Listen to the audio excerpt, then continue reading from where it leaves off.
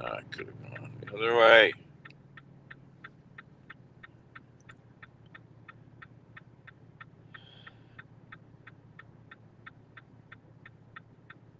Could have been there. Hello. Oh, hello. Carlton, hello. Hello there, Robert.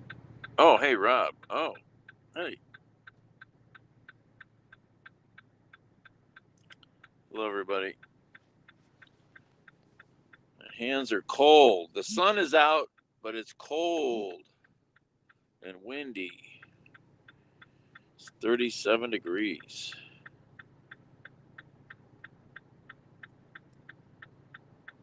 Carlton, is that Mr. Lopez? I'm not sure. Uh, I'm guessing maybe. Maybe I'm wrong. Oh.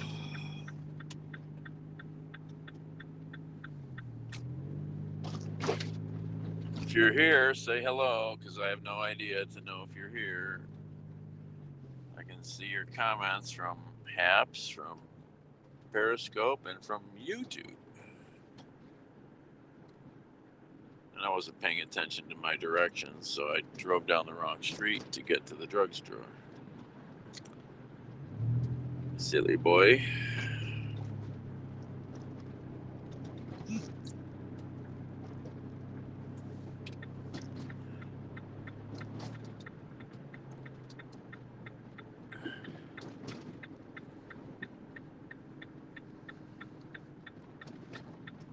High of 74. Nice. It's going to be nice tomorrow, but today it's cold. My fingers are cold. My fingers are cold.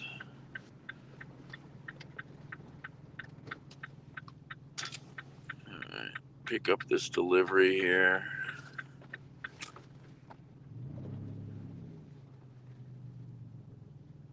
My buddy Desi, I don't know if you ever met him, electrician buddy.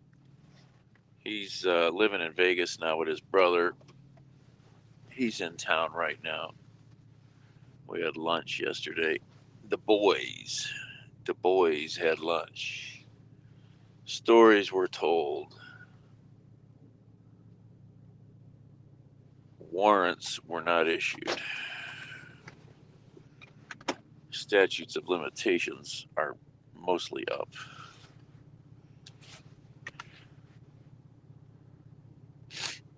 Ugh.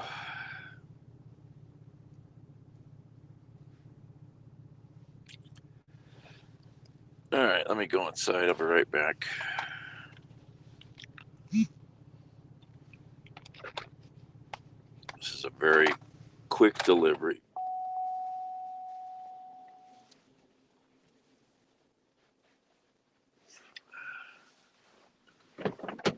All right.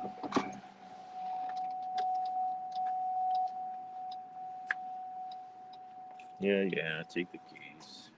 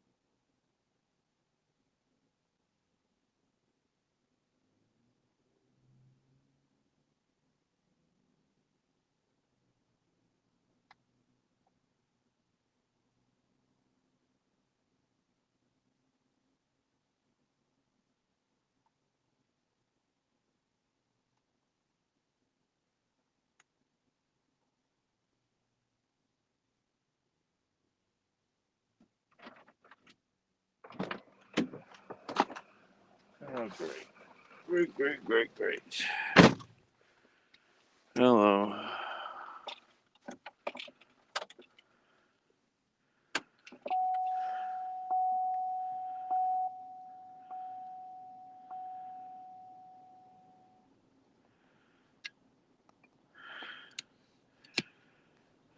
Stupid delivery was canceled. Oh, delivery was canceled. What the heck?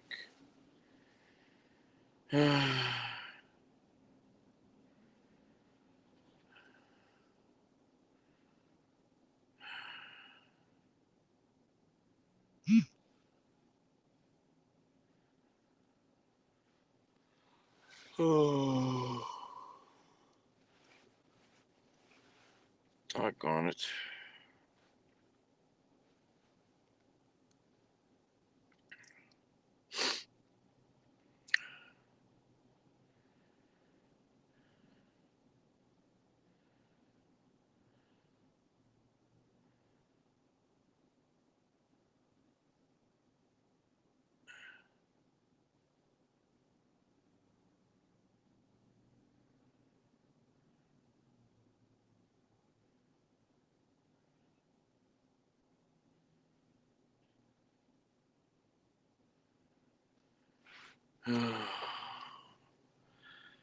Hey, Newcastle, I'll get a little bit of money.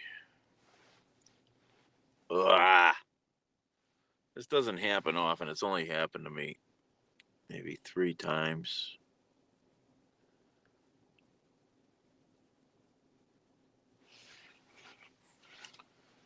But I gotta wait usually a stupid amount of time to get out of here.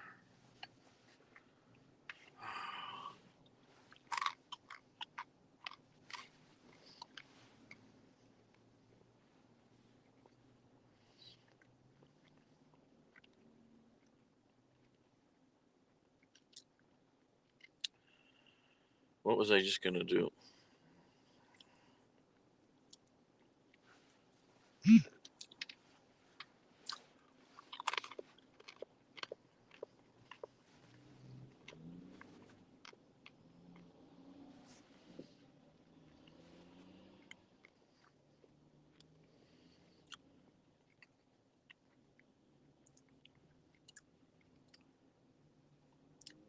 I still don't have any money. That's the trouble with renting like yesterday when I rented that truck.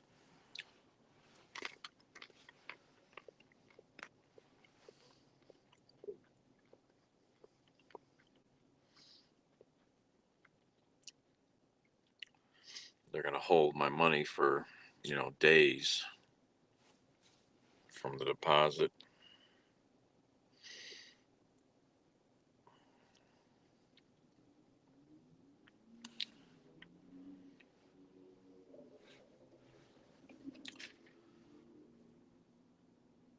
I only got one of them. No, I still got to get somebody good and strong to help get the other one out of the basement.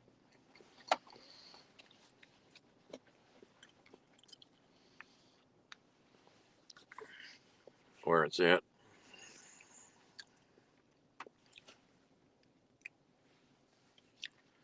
Then I got a bunch of work at the house to be able to get them inside.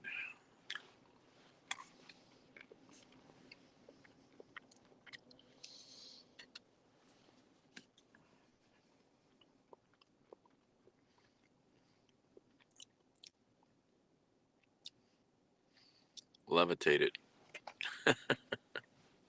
Carry it like anything else.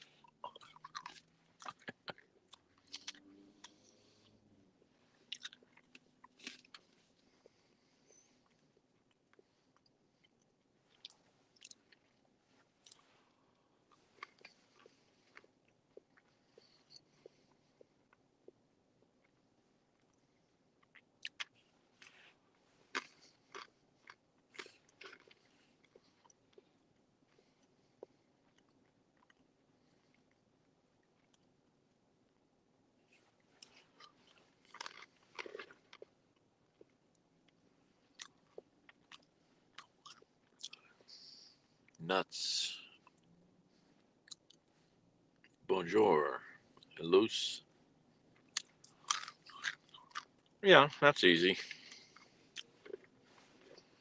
I used to own multiple two-wheelers and moving dollies.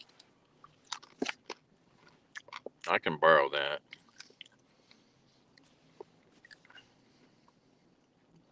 Hey, Phil.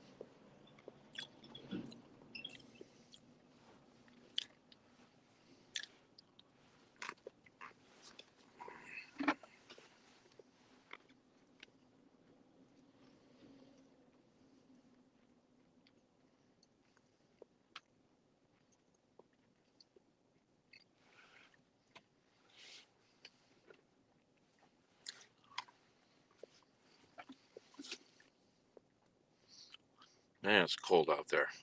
There's a big wind. Yeah.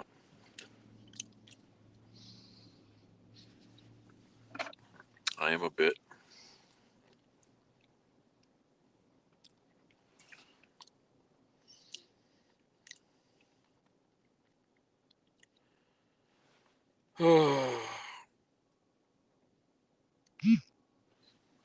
Oh, come on, people. Answer the stupid text messages.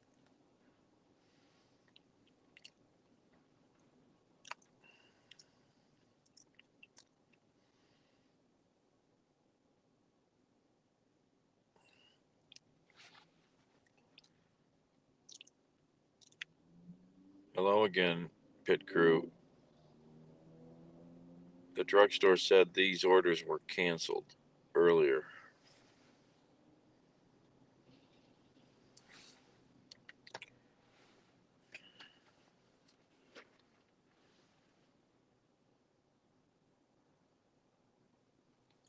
Hello. No, there's no neighbors that can help.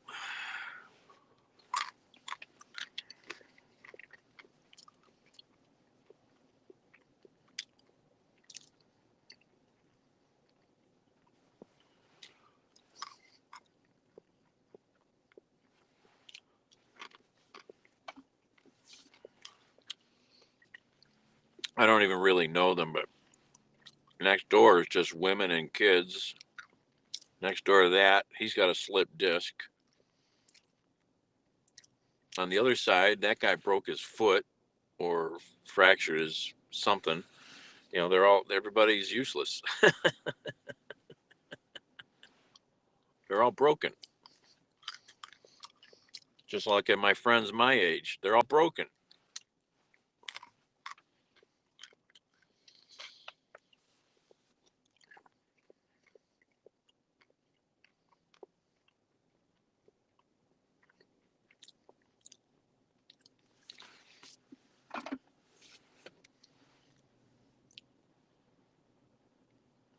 And really, what's with this having to sit here for 15 minutes and waste my time when this gig is no longer even going to happen? This is ridiculous. Comma.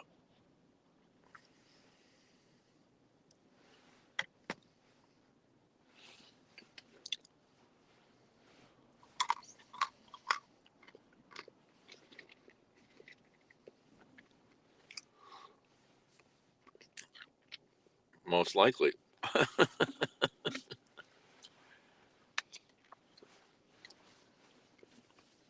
I mean, yesterday I met with the boys, the guys I grew up with. You know,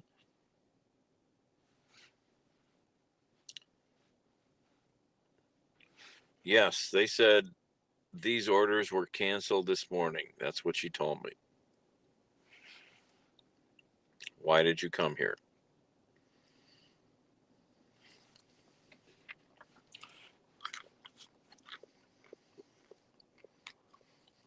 Yeah, so yesterday, Gary's probably strong enough a little bit, but his vision is getting really worse. He's got really thick glasses now. Um, and other little issues, but he's fairly healthy. Then there's the other guy who came in from out of town. He's got cancer. He's got a massively screwed up spine. A bunch of other things, heart issues. Then the other guy is got a really bum knee. I mean, everybody's broken, And the other guy that was going to be there, he just had hernia surgery. So, I mean, he could help, but he's got to wait a few months to heal. He's very strong still. But oh my God, everybody's broken. It's sad. I mean,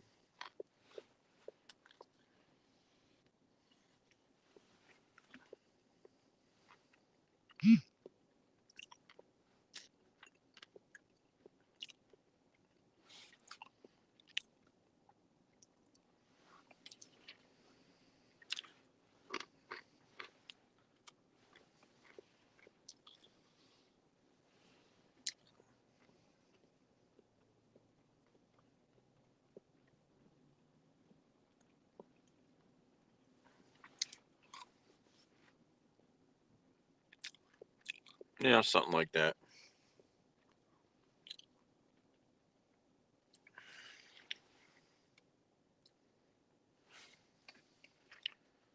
Okay, let's get this show on the road so I can try to do something else here. Finish this trip up.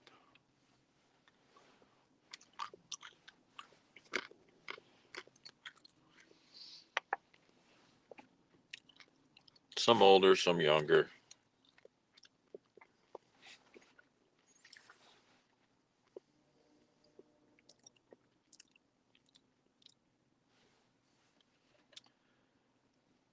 Oh, hey, Mitchell. How is it out west today? It's cold as a witch's, you know what. It's cold. It's windy. It's been windy all night. Oh, I'll get people there to help. It's just, it takes more effort to coordinate.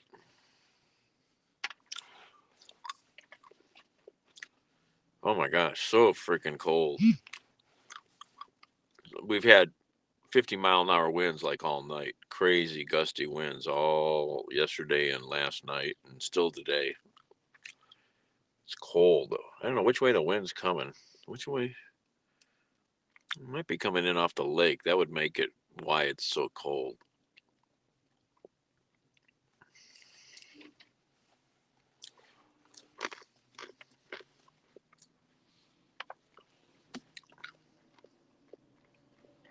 Johnny, yo, Sweden in the house.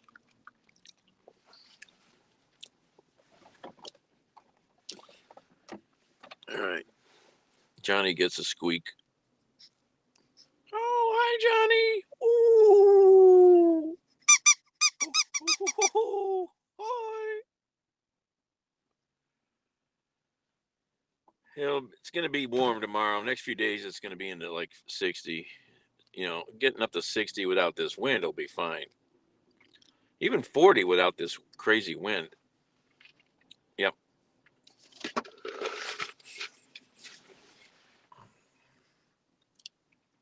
The industrial size. I need to go get another one. It's going to cost some money, though. Okay, that finally the trip is over. Oh my gosh.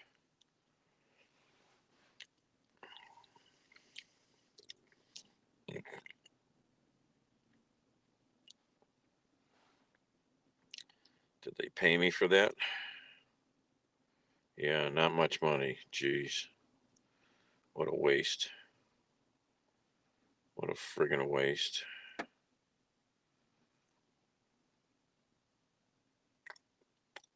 Where's that go?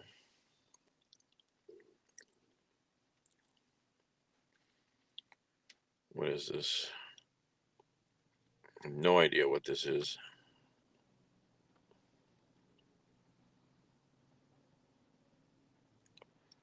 Thanks. All good. Bye.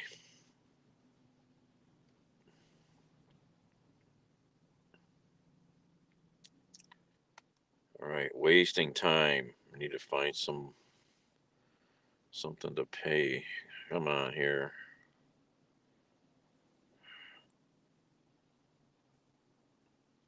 All right, might as well go for this. Jesus.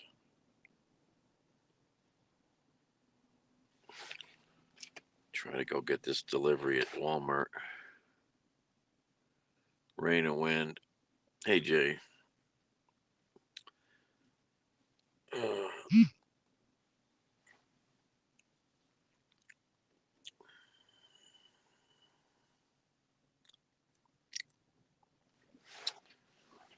I guess I'm gonna. I don't know if I should drive towards this thing or not. I probably will get this delivery. Hello there, Ashley.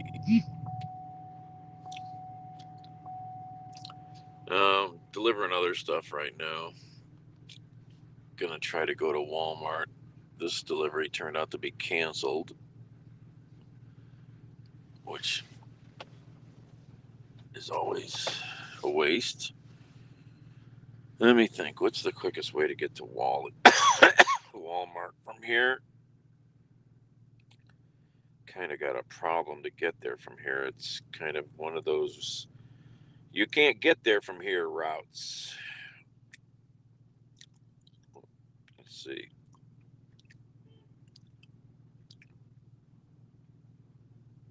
If I went that way,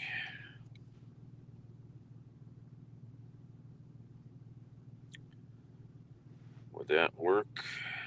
Or is that ridiculous?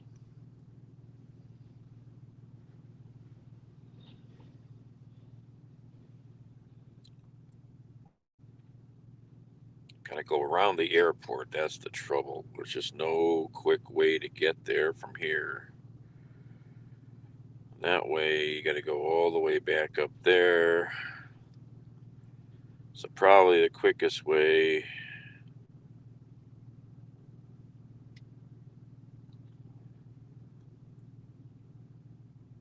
Well, let's drive through the park. Let's drive through the park and go that way. It'll be pretty a little bit. I haven't driven through there in a few months.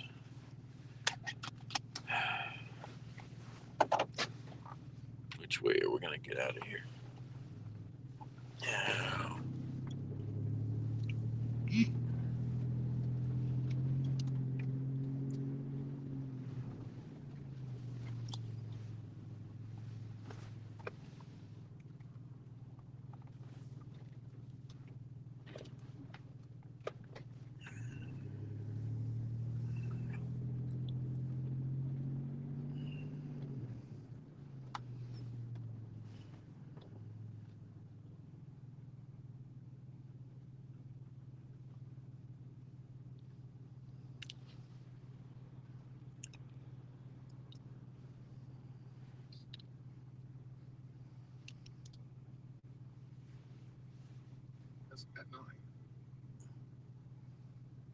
I'm Susan Levy.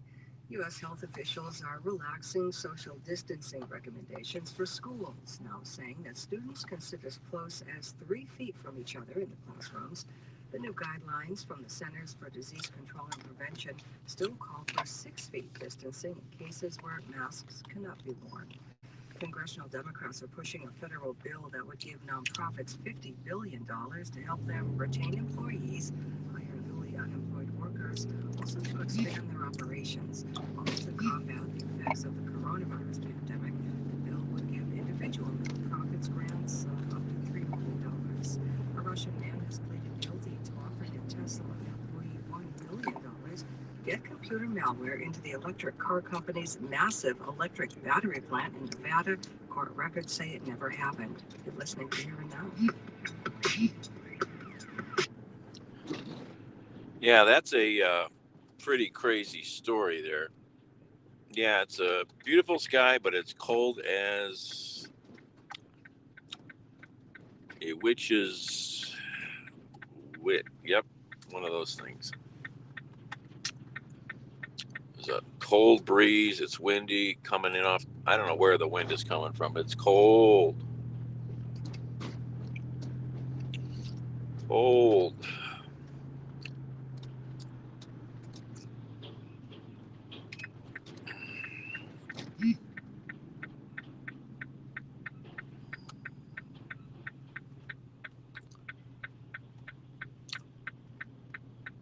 The yeah. Any of you guys hear the story about that Russian hacker?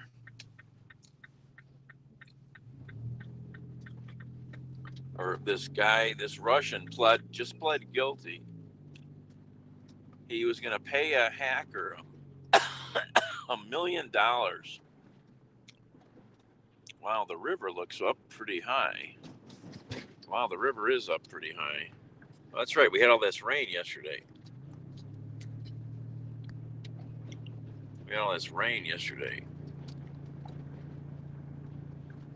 I'm not thinking.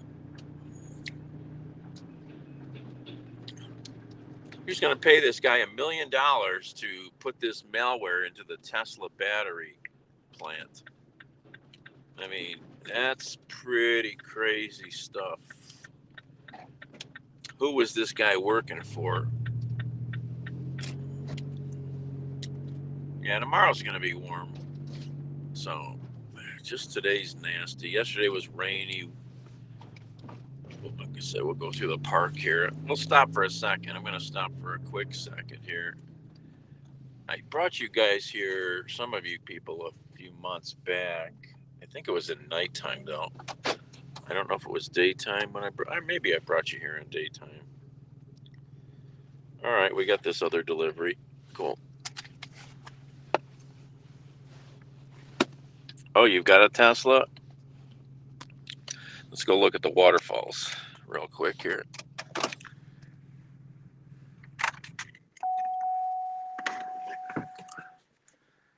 Yeah, he was going to try to get the malware into the battery plant in Texas.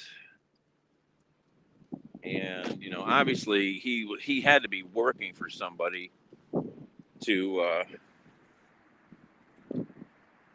that wanted to create this kind of chaos.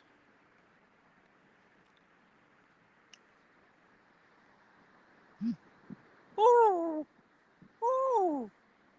we're going to go see the waterfalls. Oh, looky. Oh, it's nice out. Oh, hi, everybody. Look. Oh, look at that. Lots of water.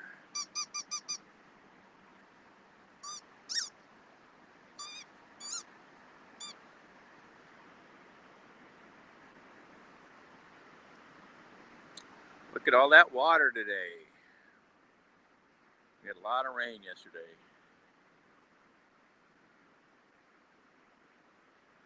Falls are falling.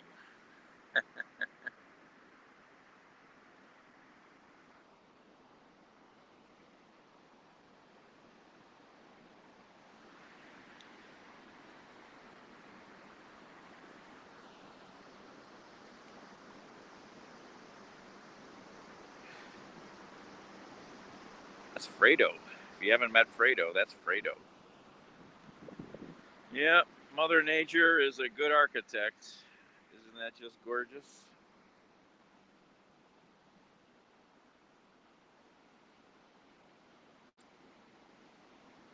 There were numerous quarries in the area here years ago.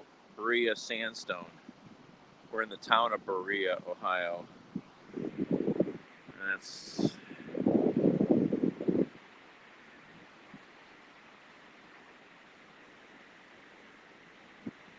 all right. I'm gonna keep going. Hi. See the water? Yeah. Yeah. See my friend?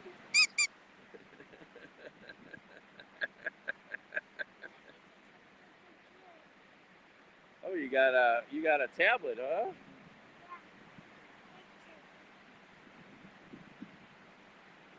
Yeah. Don't drop that. You'll never get it back. It's a long way down. Lots of rain yesterday. Look at all that. Look at all that water.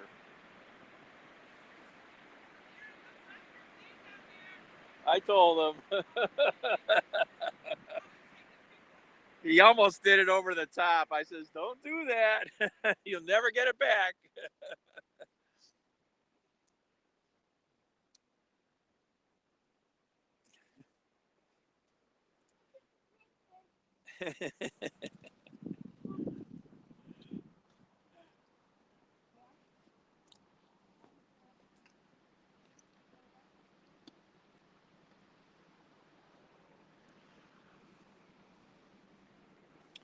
This is the multi-purpose trail all through the park system.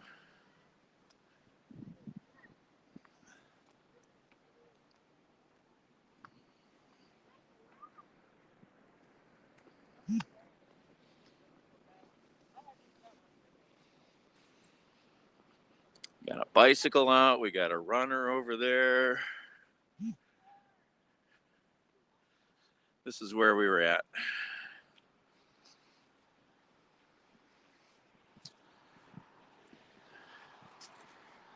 So you know where to go.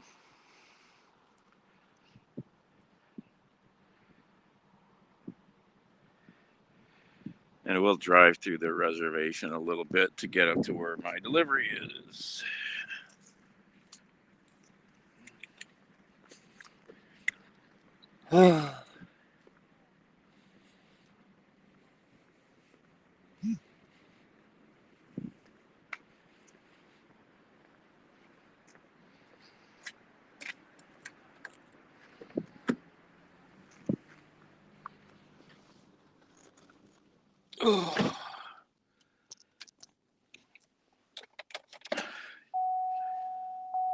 It's the best time to go to the waterfalls when there's a lot of water.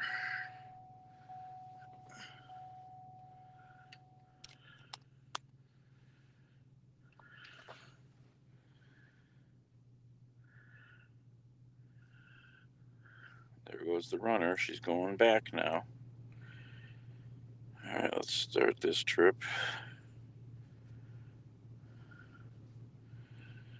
All right, let's go to Wally World.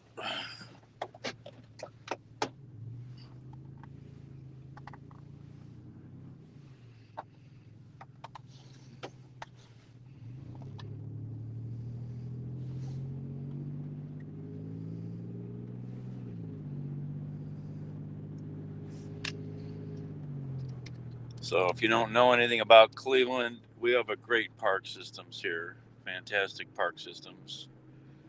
This is run by the county, the Metro Parks. It's a county organization. And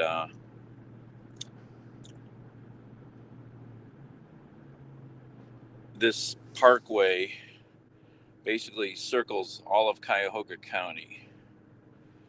So you can drive pretty much 75 miles around Cuyahoga County on this parkway. It's called the Emerald Necklace.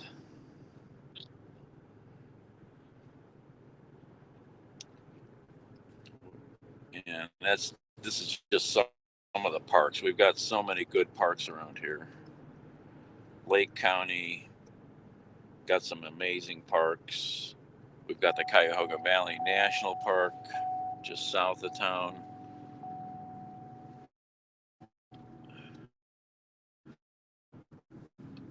The river.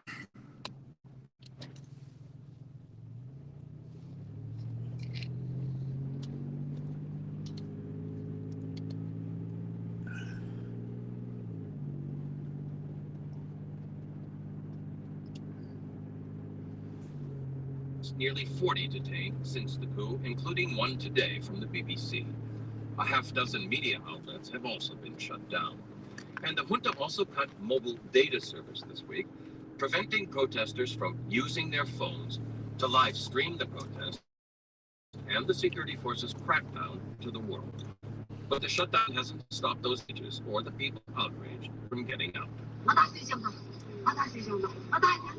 Like this woman, after learning that her 17-year-old son, a medical student, had been shot and killed in the Yangon suburb of Taman. A murder, she cried.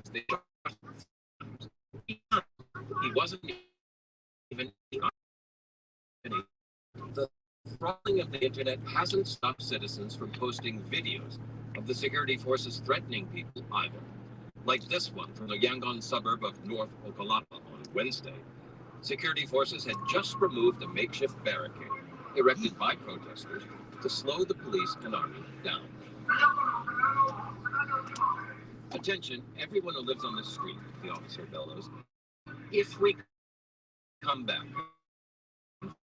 find another barricade up through the whole ever here. We will the coup, neighborhood, and shoot Myanmar's protesters on the 70 has the for its part, the Junta has given. Yep, pretty much. Look at the emerald necklace in Cleveland, Ohio. Cuyahoga County Metro Parks.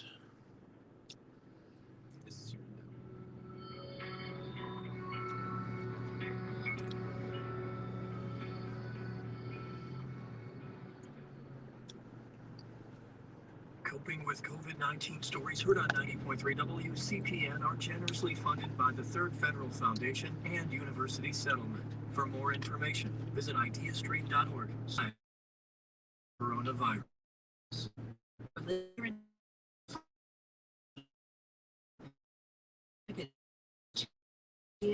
Friday. Special of Science for text 9 if you'd like 39276 or visit 2 fingers. I chopped the tips of those 2 fingers off down here when we were in Cub Scouts, I think, or was it maybe Boy Scouts? I chopped the tips of these fingers off. We were camping at a cabin down here. Oh, we can't go up that way. Can't go that way. They got the road closed. So now I'm sucked. Shoot. I have to go out of the way now. Oh, well. We're stuck now.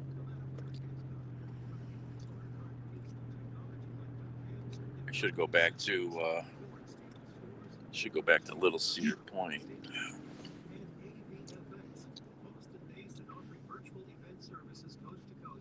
I should probably turn around. I think the next hill going up is closed too. Let me look at a map. Silly boy. Closed their shared border to non-essential crossings due to the pandemic. The Department of Homeland Security says the border will remain closed until at least April 21st.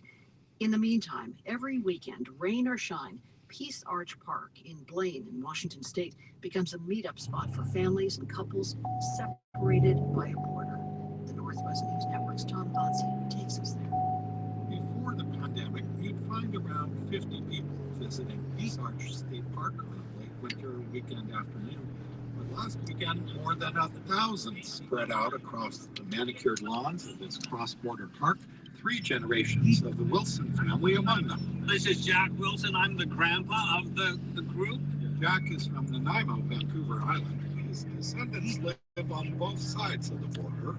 Yes, that's the name. Daughter from Chehalis, Washington. First time of seeing that little girl in our life. And so it means a lot to us just to get together. And it's been a long time since we've been together as a family. So it's been well over a year now. The Wilson clan came prepared for a full day. Caught a car stuck in the water here a few months back. The water was up over the ford here. They call this a ford. And the water was up over and the car got stuck right here. Driver had to get rescued. They had to tow the car out. Cause a big mess. Don't drive into the water.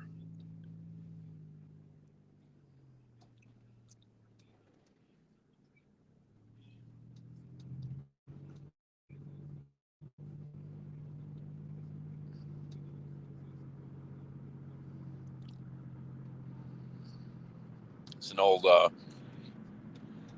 historic little few houses here called Frostville Village.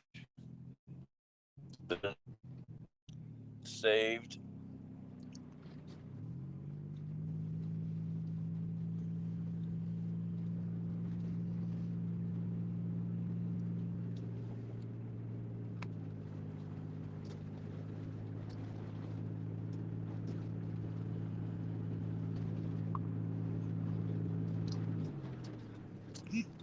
Let me think. How are we going to get to Walmart? All right. Guess we got to go this way.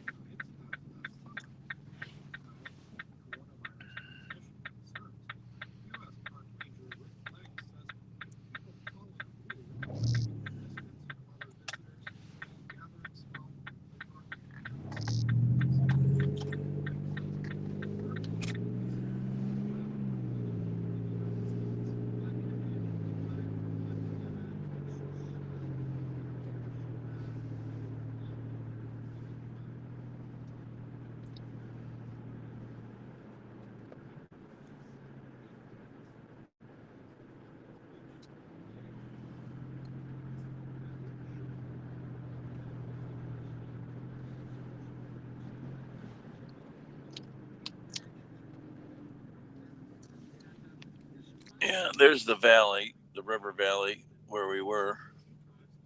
That's the Rocky River down there. And this is the Rocky River Reservation of the Metro Parks. The Metro Parks has all kinds of reservations. And the Metro Parks also runs the zoo.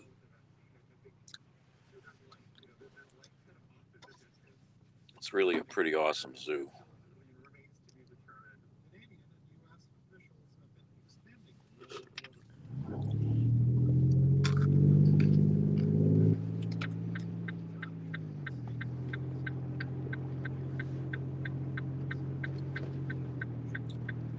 Cutting down the trees.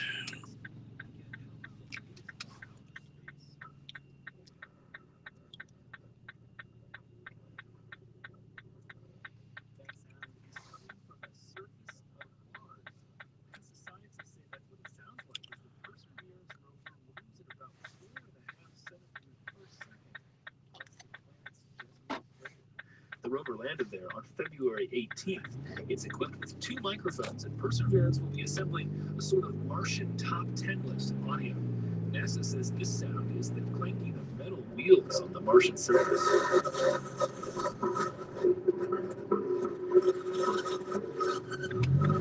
There's also a scratching sound, and scientists don't know what that is yet. For most of us, it's just fascinating to hear sounds from another world. But for scientists, this audio recording can help them better understand Mars. They say it gives them clues to how hard or porous the rocks are. Sound is just a part of the mission. Perseverance also has a small helicopter on board that will start test flights soon. And after that, the real mission begins, searching for signs of past life on Mars. And if they happen to find a little green man, we hope they record an interview with those microphones.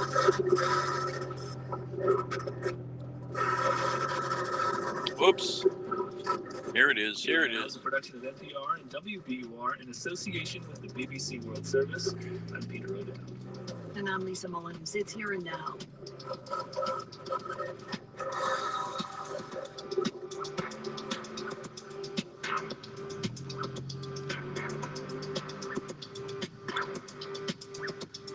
Funding for Here and Now comes from Landmark College in Putney, Vermont. On-campus and online programs for college and high school students with learning differences, executive function, and attention challenges. Faculty specializes in LD support. More at ldbridge.org. I'm Tamara Keith. Covering the White House for NPR is a round-the-clock job. My day often starts with early morning tweets, stretches into the evening with press conferences, and there are always lots of facts to check. Your support makes my job easier. Believe it or not, your old car can make all of our jobs easier still. Donate your car and turn it into the political coverage that keeps you informed. Here's how. Visit ideastream.org/car donation. Support for 90.3 comes from HZW Environmental Consultants. Good afternoon. This is 90.3 WCPN. 35 degrees right now in downtown. Mr. Conway. Sunny skies. Expect a high of 38 degrees Overnight clear skies. All right, and be a low right of back. 25. For Saturday, more sunshine.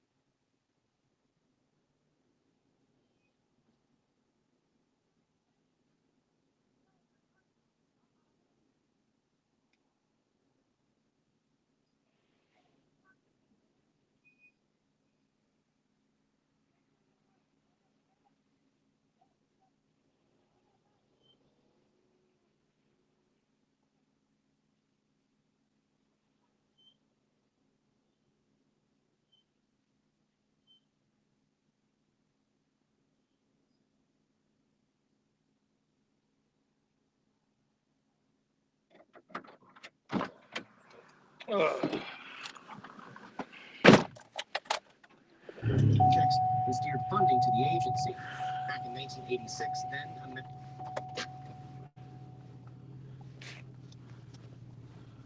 Oh yeah, my friend installed the heater. I just had to go there and diagnose why it wouldn't light.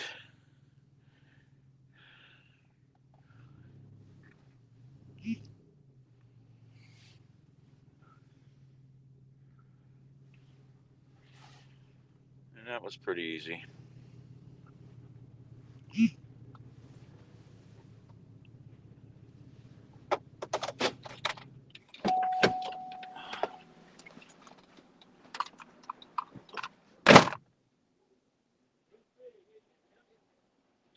They don't look so big when they're up in the air.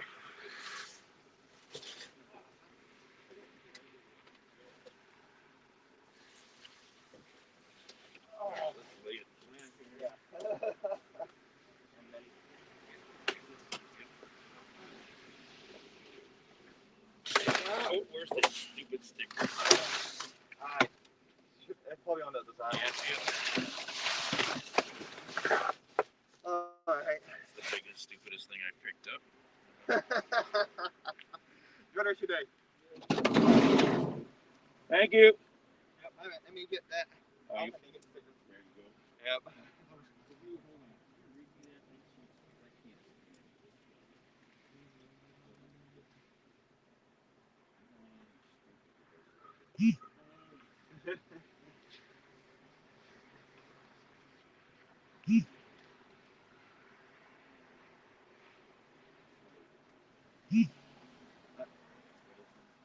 Little E. The R. Hold on. The E. E3723. 3723. That's it? Yep. E7. Oh, that's it. Never seen a 4 digit. They've always been 5. Yeah. There. All right. There you go. No problem. Nope, that's it. 73723. Oh no, sorry, this number. Oh, okay. The R number. Okay. The R. Okay. That even gives me a clue, and I'll just get there. So hold on. Yep. 17381. Yep. Yeah, the first time I did that, I was putting in Yeah. the order number, which is completely wrong.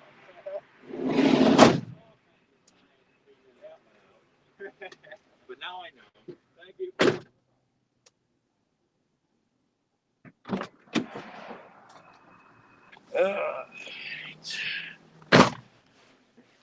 It's a basketball Jones. Because it just needed the pilot just needed to get more gas. So when you take a line apart, you get more gas in, and you get air into the line, into your gas line. So you got to bleed all that air out. And if you're just holding that little button down on your heater to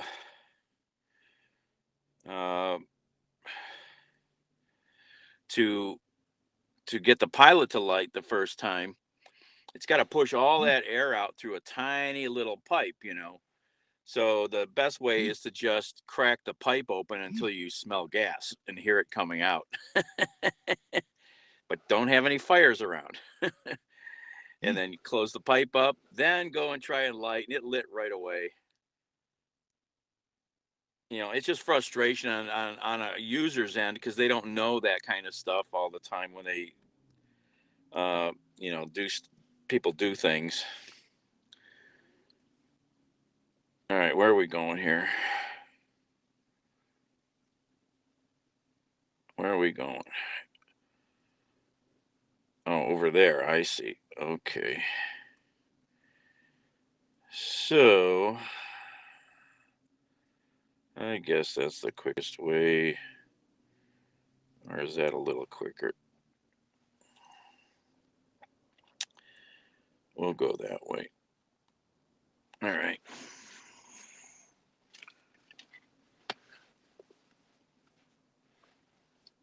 Who is that? Norm. Oh, hey, Norm. Really? He fell 3 times? Oh. That's not good.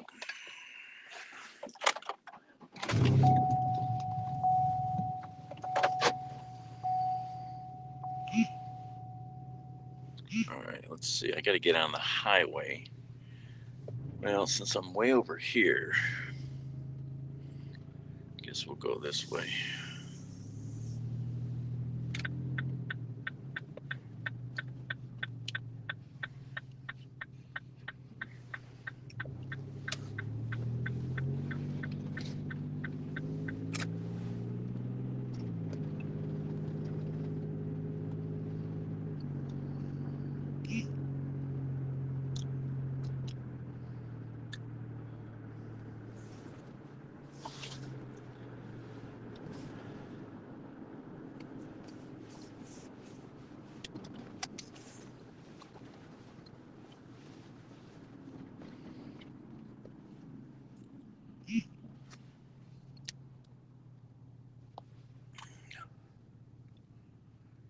Sunny out.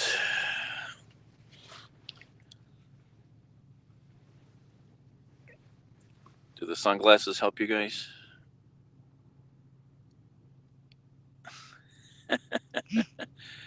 I'm serious. I'm going to get some little sunglass filters for the camera. I think it helps. Don't you think?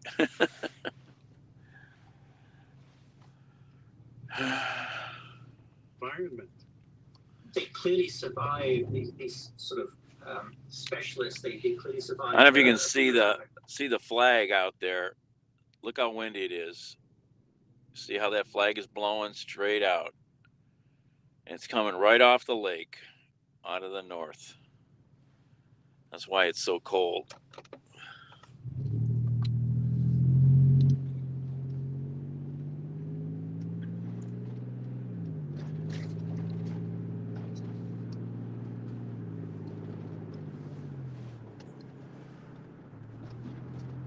This is not the best species we can have. Let's try another one. This one's no good. Let's try another one. This went on for about 2 million years of these sort of repeated rolling of the evolutionary dice until one day they called mixotrophs is the technical word for an algae that can both photosynthesize and eat someone else. But after about 2 million years, they re-evolved to just be plants. So they relearned to not have to also eat other people once the conditions were good and the sunlight was back. And we still don't know why there was this 2 million years of instability. No, and this is a topic of ongoing research. It's something that I help develop models to try and understand. It's sort of really enigmatic because these algae are dividing. Their generation time is 1 day, so in a few years or decades or hundreds of years, they should be evolving to some new state or to take advantage of some new environment that they could be successful in. So why it took 2 million years of evolution, if you imagine 365 times 2 million, that's a lot of generations. So there must be something else about how the environment of the Earth interacts with life. So evolution doesn't just proceed independent of climate and nutrient supply. As life evolves, it modifies maybe the climate or the environment around it, which then also redirects the direction of evolution. So my suspicion, and something that I want to develop some models, computer models to test, is that somehow there's this interaction of normal rates of evolution with how it interacts with the Earth. A Spalding basketball backboard and hoop. And it's a little heavy.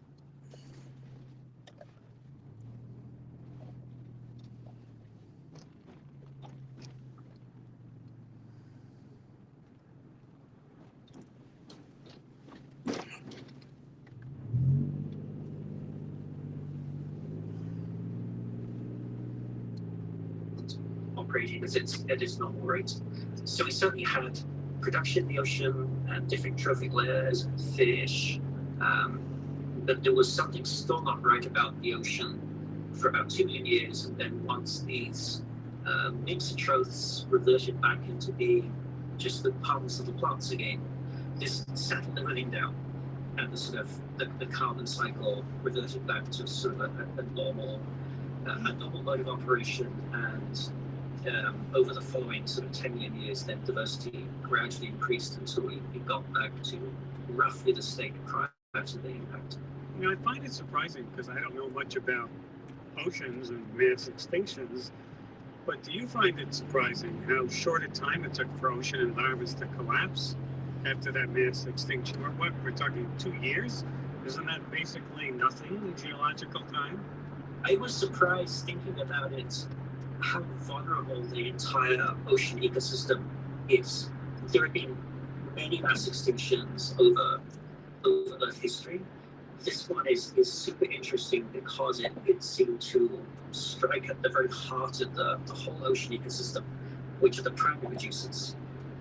If you don't have algae photosynthesizing to make food for the zooplankton, for the fish, for the sharks, for everything else, everything would completely collapse.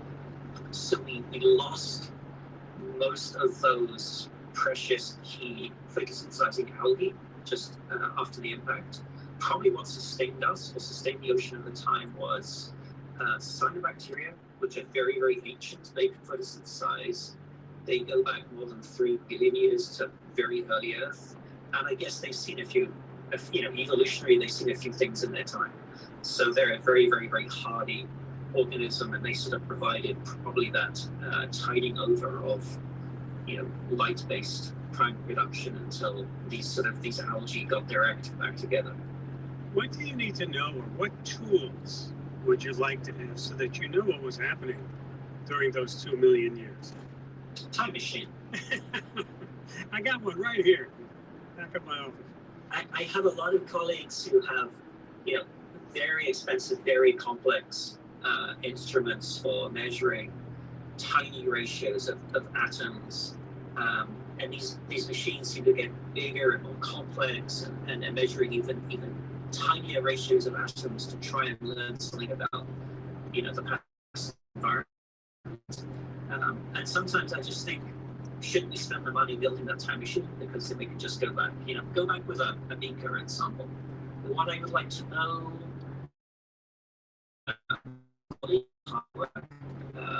getting samples of mud drilled from maybe 4 or 5 kilometers down in the ocean from the ocean floor, and they wash the mud and sift it, and they spend hours, weeks, months, years looking down microscopes, picking apart the remains of these tiny organisms to identify them, see who was there, see who disappeared, find out when people came back again. I sit at home in front of a computer writing computer code, so it's very easy for me to say, what would I like to know? Sure, I'd like them to spend a lot longer looking down microscopes, finding these things. There's some debate these days about whether it was the asteroid impact or the volcanic activity that caused the Cretaceous extinction, or possibly some combination of the two. What does your gut tell you about Really, this freaking truck ain't gonna let me get over? What a dumbass.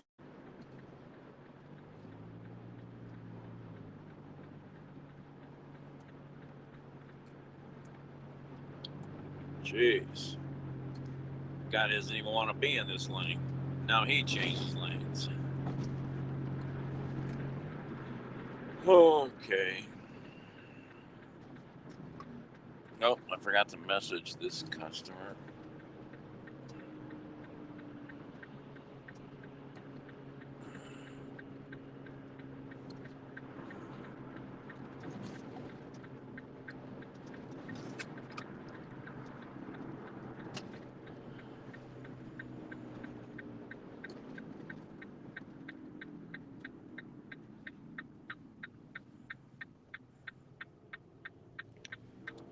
Hello, this is Dan from the courier service delivering your basketball board from Walmart. Is somebody there to receive it?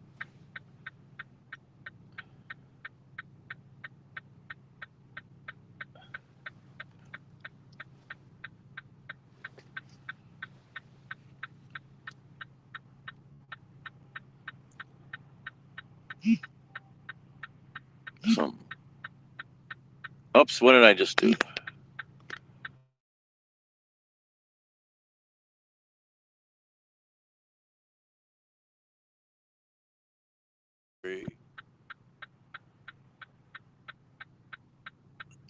Yeah, I'm not playing any basketball. Where'd that guy go?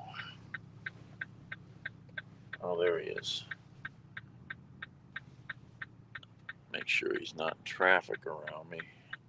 Panhandler. On the table. Let me tell you about that quickly. All donations right now are being matched dollar for dollar. Okay, so how many of you believe the Earth is 6,000 or 10,000 years old? Raise your hands, and then please leave my broadcast, because obviously I'm a blasphemer if I listen to Science Friday. Ha ha.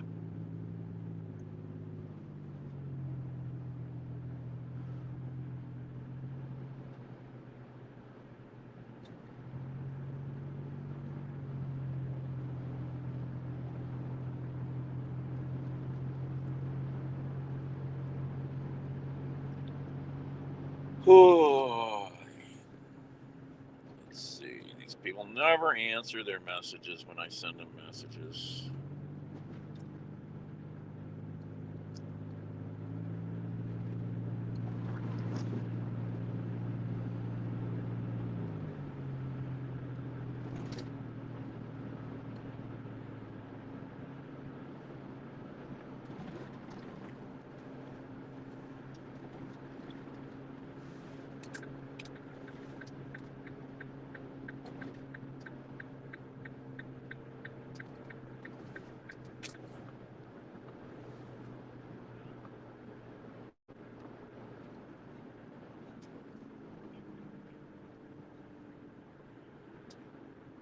Oh, well, nobody answers the phone. You can't leave a voicemail because the voicemail's full. They probably won't respond to the text message either, so we'll just leave it.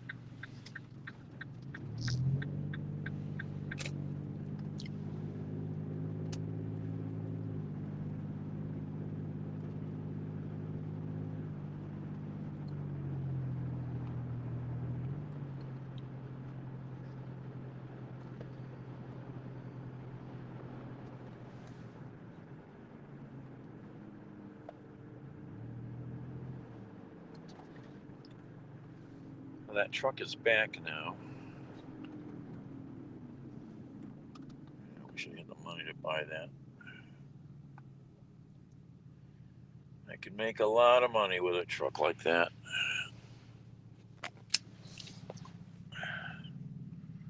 That bucket truck over there.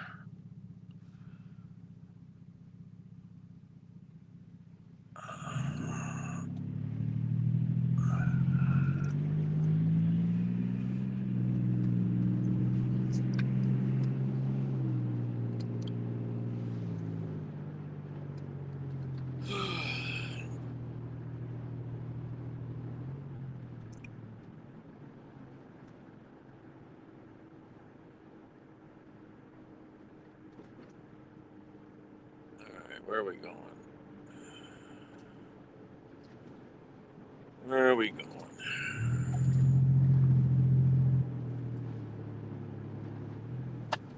Wesco.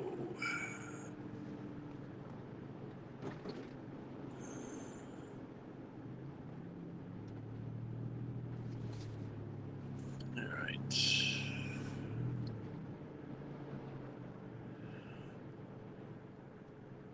Need to find money to buy gas today too. Getting low.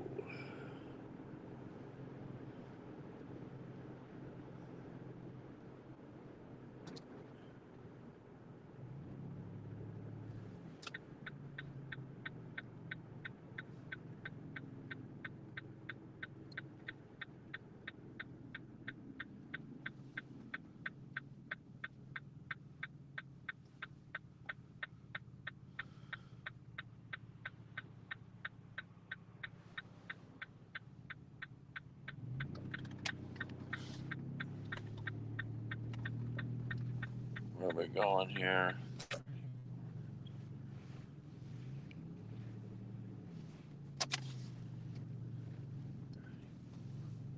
Okay.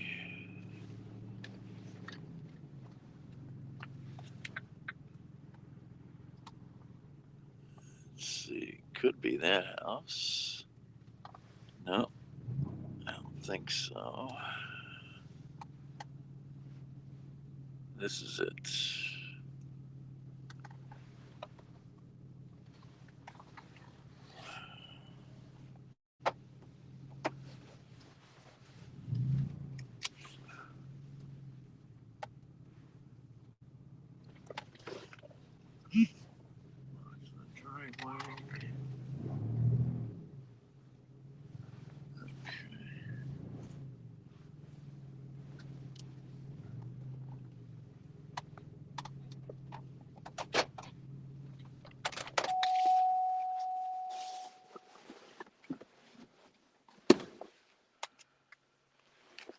All right, be right back. Oh. All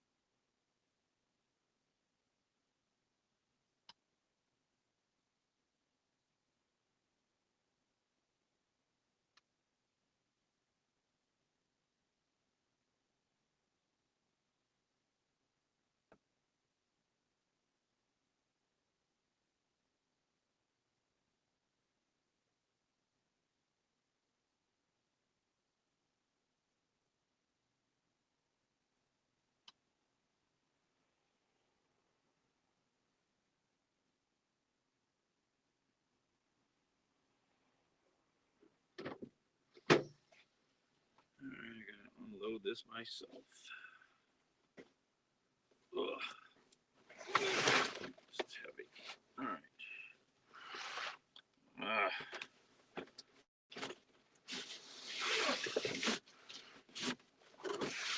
This thing's stuck on my. Why is it stuck?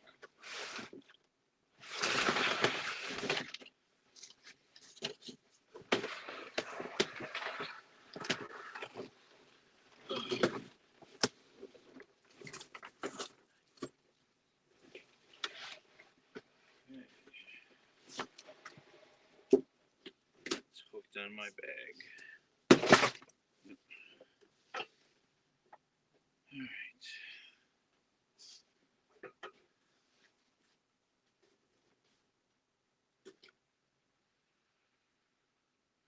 Oh, it's a much bigger thing than I thought it was.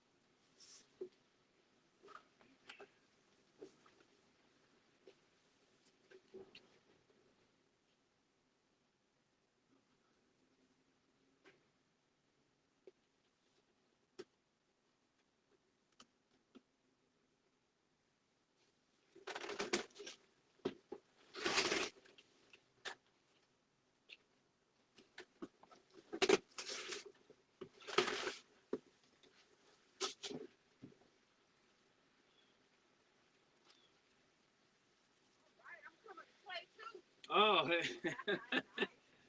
yeah, they're not home, so.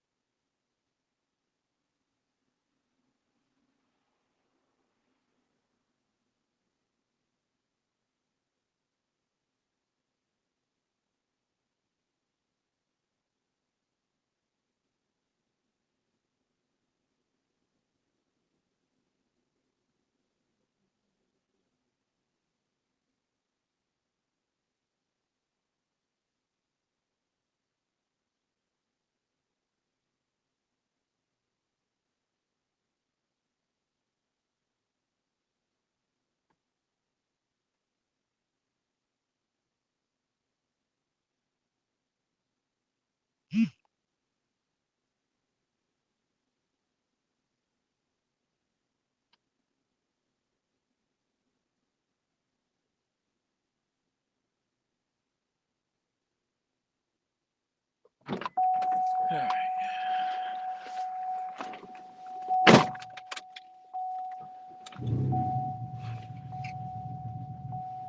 Hey, Aaron. All right, that's delivered.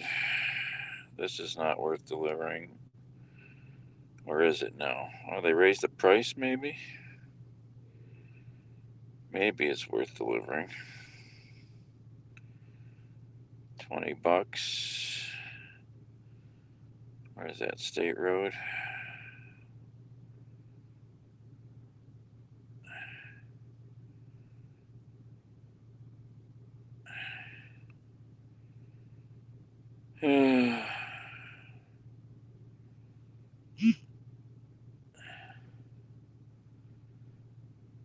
What am I looking at here? I'm so confused.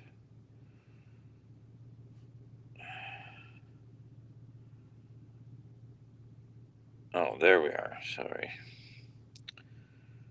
Yeah, maybe I will go deliver this.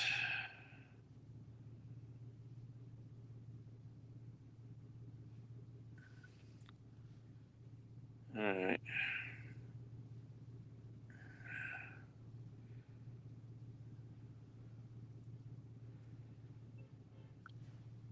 Who's beeping? Stop the beeping.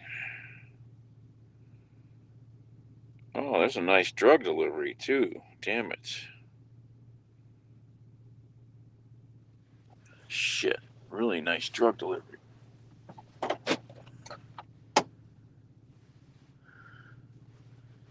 Where is it going? Crap.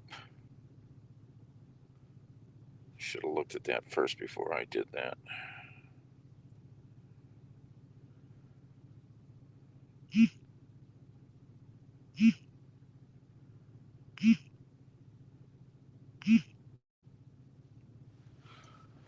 Alright.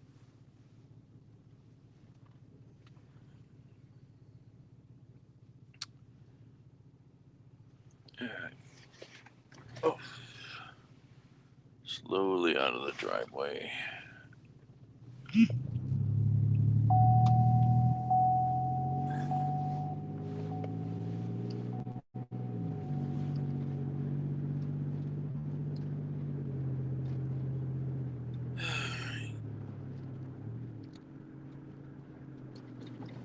It wasn't just a basketball backboard, it was the whole basketball hoop and thing. It's one of those big plastic suckers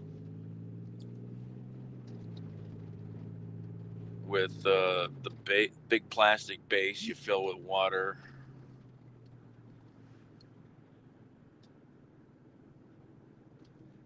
Oh, it's going to make me do this again. Give me a break. Give me a break. Oh, I got to get...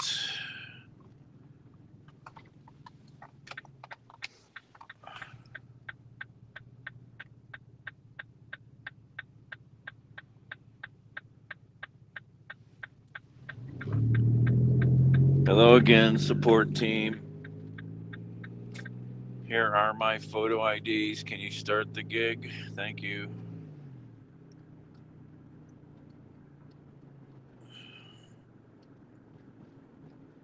Oh, come on. It's not going to text for me.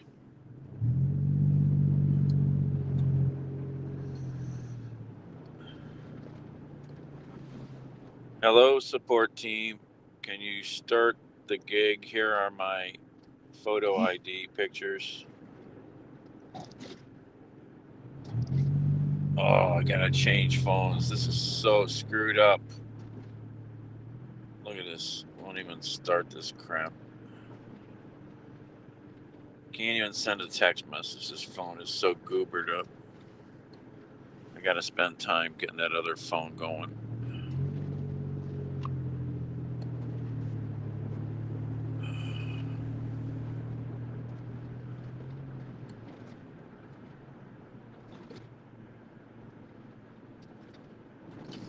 Oh, I gotta stop.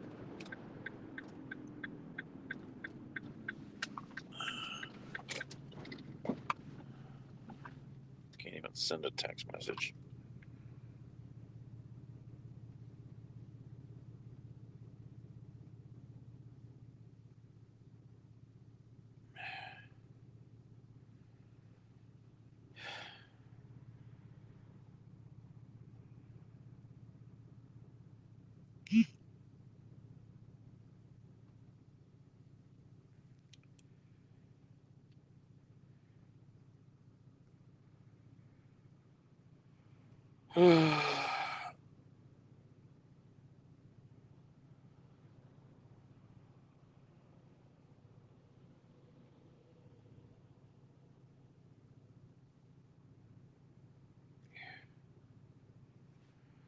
Okay, go back. Go here, go there. Go there. Go there. Go there. Touch that. Go to photos. Go there. Go there. Populate. Search. Send. All right.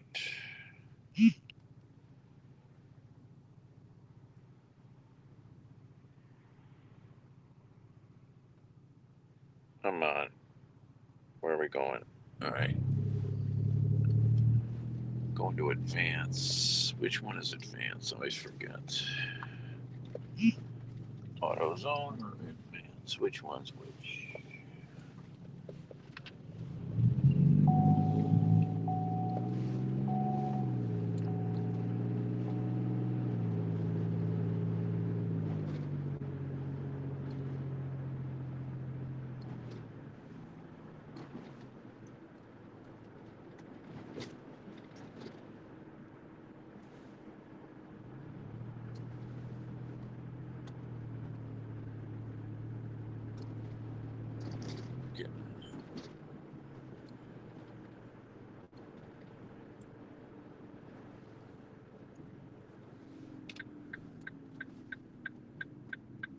Or go to our website,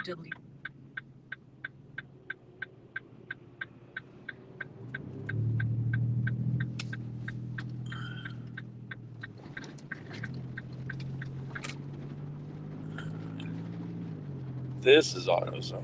The other one is the advanced. I should know this. I mean, been to both of these stores many times.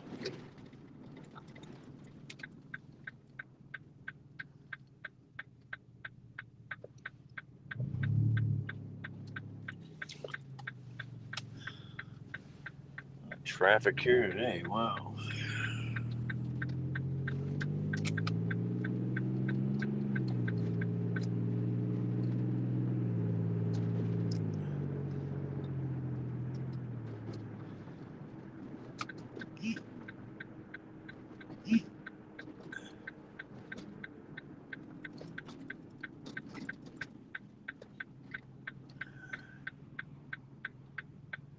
This is crazy spot here.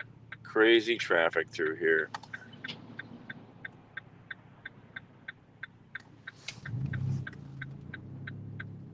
Whoa, see, there's a car. Snuck out from behind me. Scary.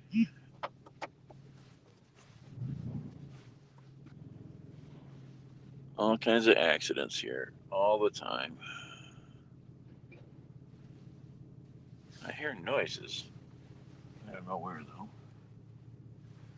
Must be that truck.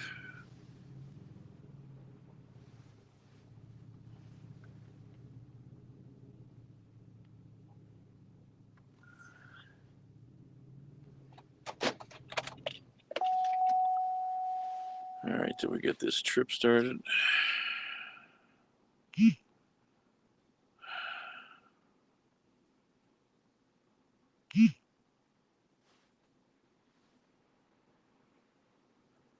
Thank you. Have a great afternoon.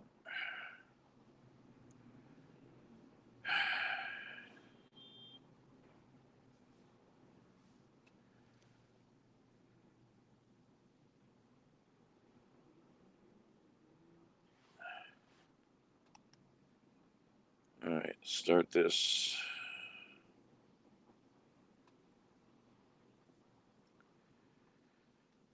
All right, let me go inside. That's a weird. All right.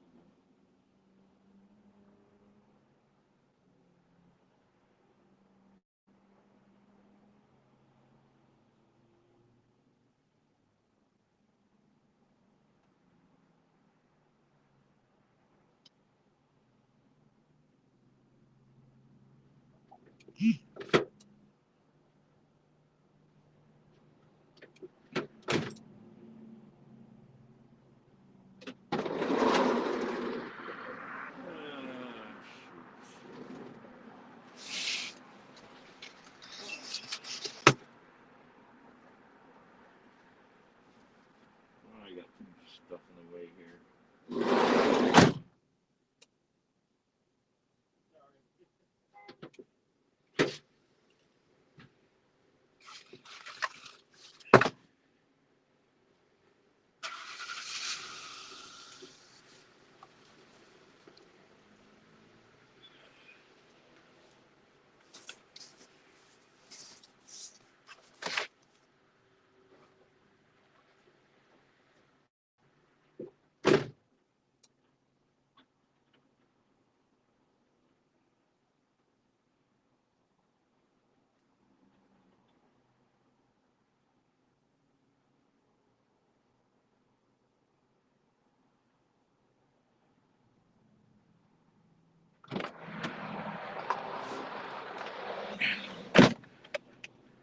I know the guy I'm taking this to.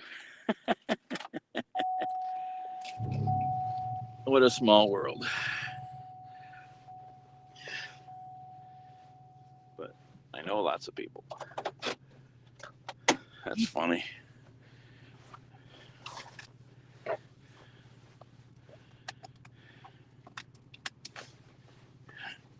right, now we got to get out of here. That's the hard part. That's the hard part. Getting out of this freaking place.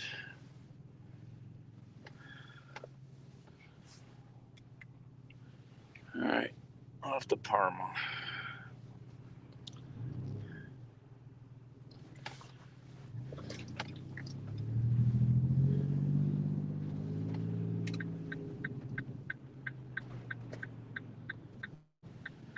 I know this mechanic. He'll be like, what?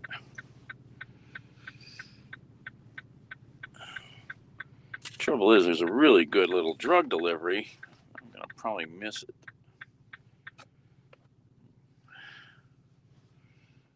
Almost 500,000 Jews were imprisoned in the Warsaw Ghetto. And for the better part of 1941, there was this really terrible typhus outbreak there. You know what typhus is, I would assume. Yeah, it's spread by lice. Yeah, and it can be really deadly. So typhus was rampant there. But when the winter rolled around, a second wave was expected, but it never came. Researchers have found evidence that special public health measures that were enacted under these really impossible circumstances worked. And the community was able to get a handle on typhus to keep away the second wave. And there might be some lessons for us here too, because as I'm sure you have not forgotten, we are going through a pandemic right now. I talked to Dr. Louis Stone. He is a professor of theoretical biology at Tel Aviv University. He's based in Melbourne, Australia. He's one of the main researchers behind this study. And in my conversation with him, he started off by explaining what it was like to live in the Warsaw Ghetto. Let's put it this way. It was an area of 3.4 kilometers squared. Within that area, there was close to 500,000 people, 450,000 people. So you can imagine that's like Central Park with half a million people. On top of that, there's these huge problems that they were being starved out by the Nazis. And on top of that, there was this huge typhus epidemic that was developing early 1941, and which is what my paper is about. And so you say that the typhus outbreak became a big problem at the early part of the year. How badly did it hit this community? So there were two phases. The first phase was starvation. So initially, when the ghetto was opened in late 1940 and early 1941, almost zero food supplies. Every person had 200 calories per day, and that was it, if they were lucky. And the goal was to starve the population out initially. And refugees came in January, February, because they continually concentrated people into the Warsaw Ghetto. And with that, some typhus Hi there. came in and ignited the epidemic. Your auto parts are on the way. Two things work together, starvation and typhus. They seem to feed off each other and enhance each other. And No within more a than month 15 or minutes. two, there was something like 5,000 people per month dying. So the typhus itself built up, and by it reached a peak. One could say that in a year about 100,000 people contracted typhus. That was the estimate of the time, which in 3.4 kilometers squared is quite a lot of disease going around. And so the Warsaw Ghetto was hit hard, as you say, in sort of the better part of 1941. And then what happened when winter rolled around? Okay, the curious thing was, winter, everyone was expecting the epidemic to get even worse than it was, and it was already very bad. But strangely, in late October, November, the epidemic started to die out, in short. This was hardly noticed because people were too busy just trying to survive, and we don't have the modern surveillance that we have today. I was sitting on this data set for quite some time, and I had to ask myself, why was the epidemic dying away just when winter was beginning? It's very unusual, because the typhus especially accelerates in the winter. So that was the big question that initiated this study. And so in this study, you found that public health interventions were taking place within this community. Can you walk us through what kind of interventions you found? It turns out the Warsaw Ghetto had a large number of really professional doctors and specialists from the Warsaw Hospital. All the good scientists were dumped in the ghetto. That there was a Nobel Prize nominee, Ludwig Hertzfeld, a very famous bacteriologist and scientist. So there were these amazing doctors. They had few resources. There were major limitations, but what they could do, they did. And number one, they ran very serious educational programs. So there'd be lecture courses and seminars open to the public on epidemiology, on sanitation, on hygiene. These lectures would draw in maybe 900 people at a single shot. That was one thing. Now, as well as lecturing about it, they tried to instill it into the population that they have to keep hygiene practices and sanitation. And so this was enforced in many different ways, as much as it could be. And people were shown how to get rid of lice. People were shown how to... Oh yeah, that that in the grassy area there, when I went through that ramp corner there, a few years back,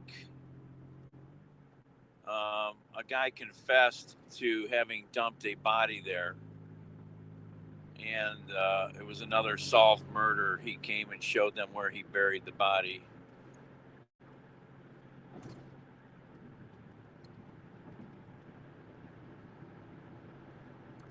I don't know how he managed to bury the body with nobody noticing, but he did. All right, another sketchy area here.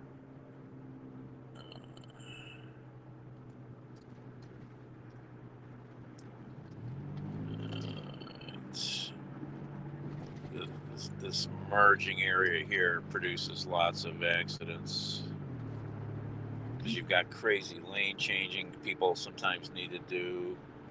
They need to come from the left immediately and get into the right lane to get off, which is difficult. And I gotta go into that cemetery. Keep meaning to go in there.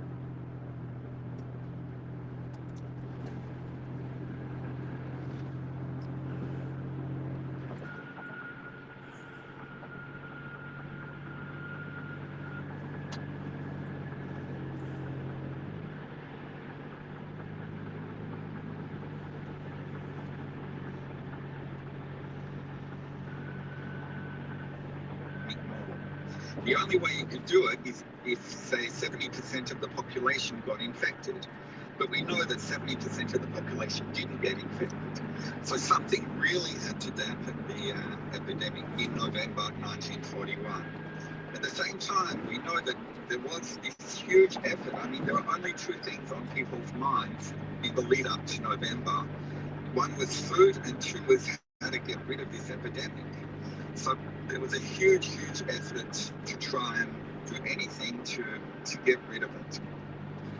So despite the success for the Warsaw Ghetto beating typhus, I want to be clear that this story probably doesn't end happily for a lot of the people who lived here. Is that right? Yeah, very few of the people, in fact. So we can say that of the 450,000, maybe 100,000 people died during 1941 and early 1942, and then some 260,000 people were then shuttled off to the death camps to Treblinka in a matter of 5 or 6 weeks. So it's a huge destruction and genocide.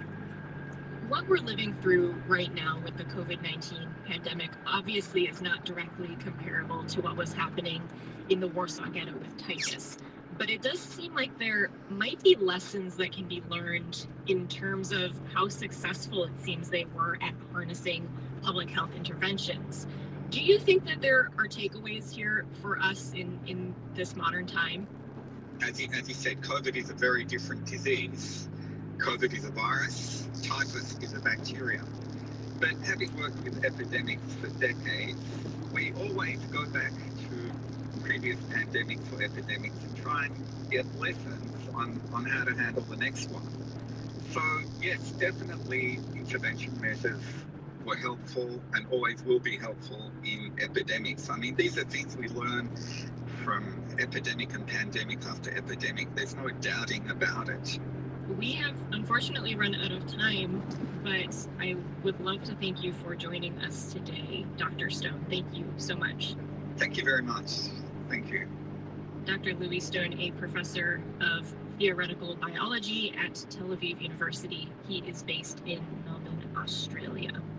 Sci-fi producer Kathleen Davis. It was a terrible time, but with knowledge, science, and facts, the people of Warsaw helped beat back a disease outbreak. It's a tribute to the power of good information. If something from this station has helped you better navigate the world, please help support them now. Here's the number to call. The number is 877-903-9276. The website is wcpn.org/donate. Good afternoon once again. This is Science Friday, and we'll be back into the program in just a few moments, but I'm Caroline Brader-Watts. I'm here once again with Anna Huntsman, taking just a few minutes to remind you of how important membership is in this station. I know there's a lot of Science Friday fans out there. I know that you're enjoying this program. Where else are you going to hear this kind of conversation on the radio? I don't know that there's any other place where Ira Flato and this program can find a home, and it just makes so much sense that it's here on WCPN. So make that contribution.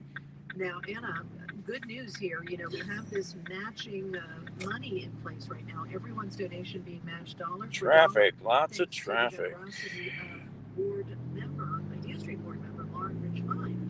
And we've had people taking advantage of that, but we just heard from no.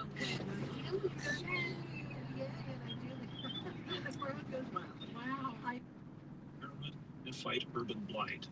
We'll listen to excerpts of Lady Bird's audio diaries and discuss Swine's new book, In Plain Sight, Lady Bird Johnson. I hope you can join us.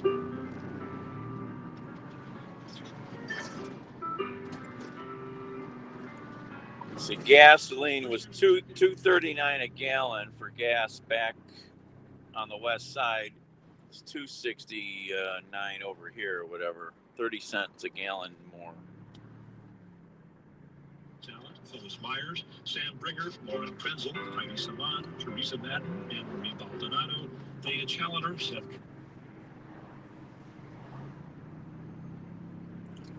Hey, Lucky.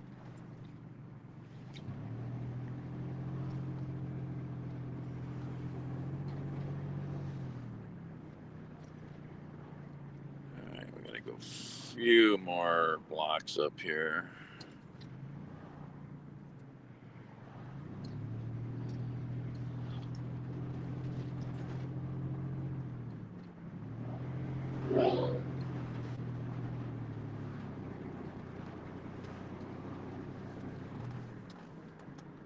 Oh.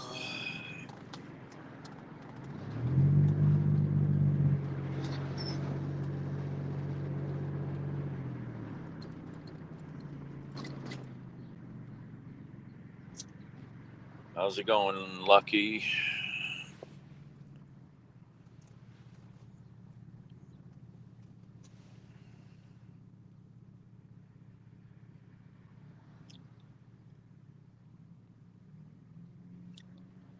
Breaking news, Aaron, if you're still here. U.S. Marshals are looking for a convicted rapist in Washington State. A Canadian. Better lock your doors.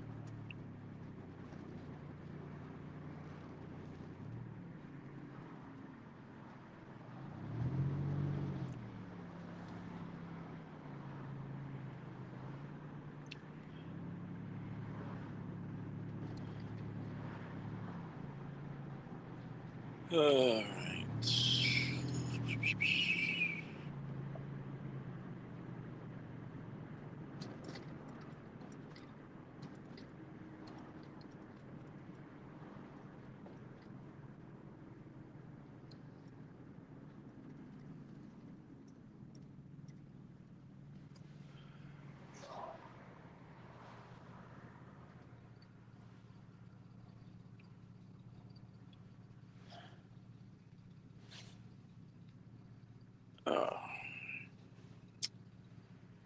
Where are we going here? How far we gotta go? We're there. I guess it's right before we go up the hill.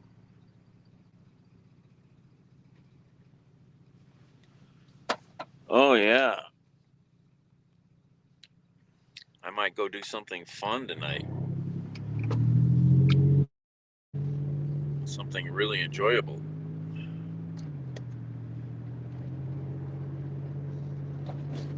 Any of you guys remember the art walk I took you to at least once over a year ago?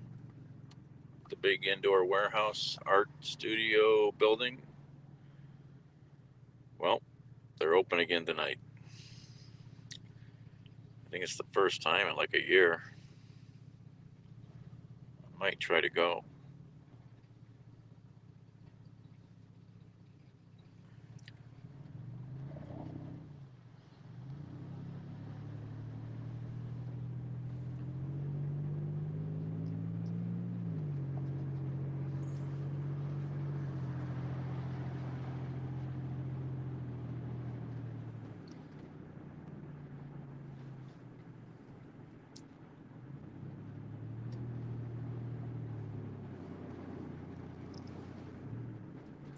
All right.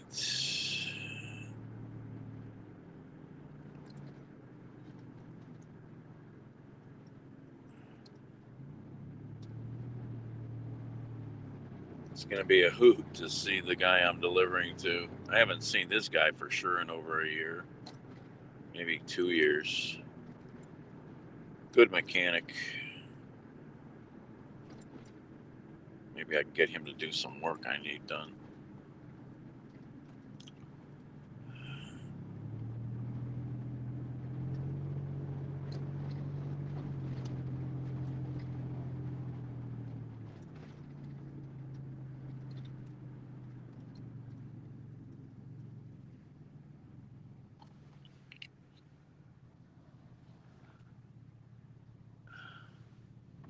Ray is saying that he does not think that the suspect in the Atlanta area shootings had racial motivations.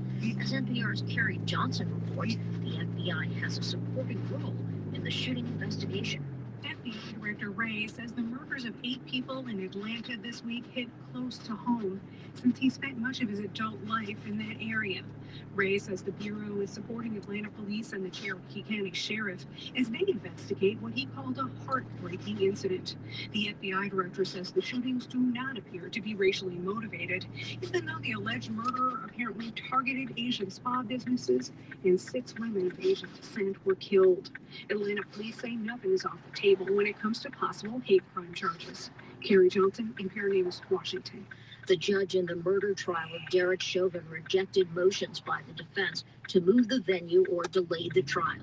NPR's Layla Fung reports almost all jurors have been seated in the case. Judge Peter Cahill made the decision this morning. I don't think there's any place in the state of Minnesota that has not been subjected to extreme amounts of publicity on this case. Moving the case to another part of Minnesota would very likely have changed the jury makeup. Hennepin County is one of the most diverse places in the state. Chauvin, a white former police officer, is accused of killing George Floyd, a black man. The judge also decided to allow... All right, where am I going here? 322. Sorry, this side of the road. Kitty cat. Meow. Pretty kitty cat. It's on the corner here.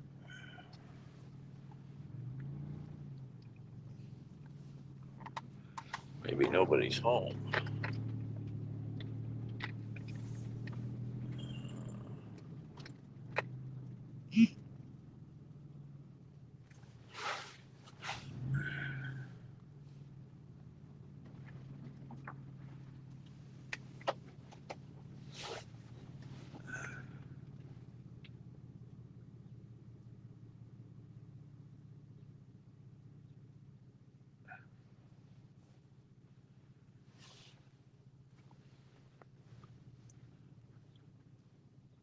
Hi, Matt. This is Dan delivering your auto parts. And actually, this is Dan that knows you from the casino. I think it's the same Matt. Oh my gosh, I know somebody with the same name. He's an auto mechanic. I thought it was him. Okay. Where are you home, or do you want me to just leave him somewhere?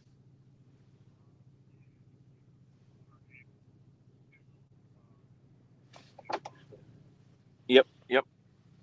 Yep. Okay. Yep. There's a box on your front porch too. I noticed.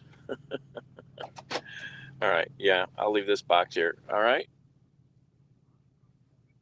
Sure thing. Bye. Not the same guy. Oh shucks. That's too funny. That's too funny. All right, where'd that package go that I just slid in the car? All right.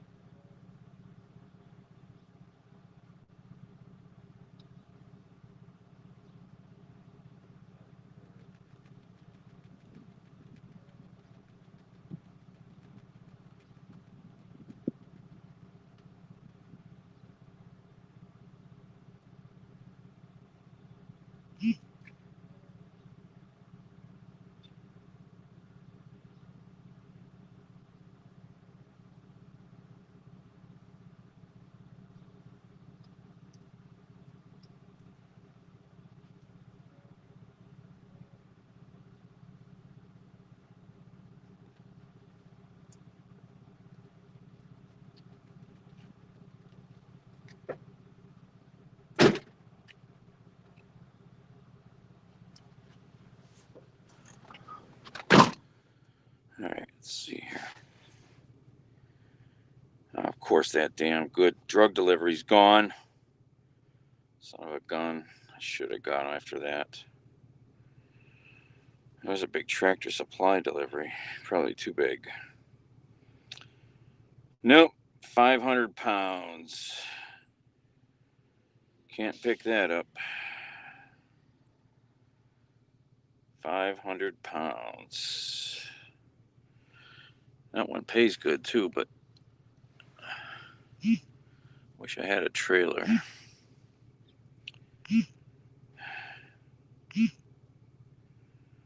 Doggone, that drug delivery was a good one, man.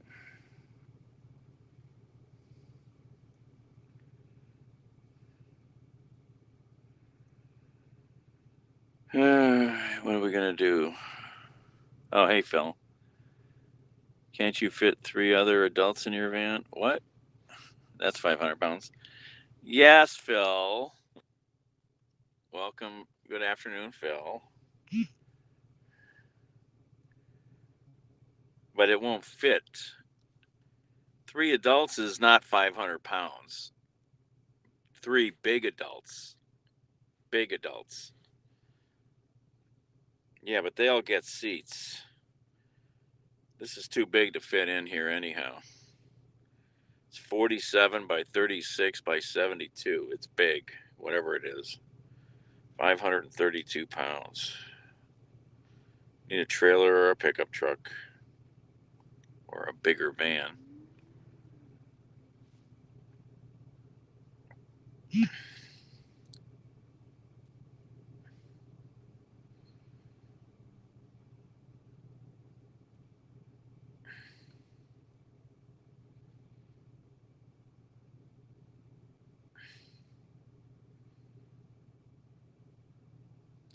Yeah, that's a little too far.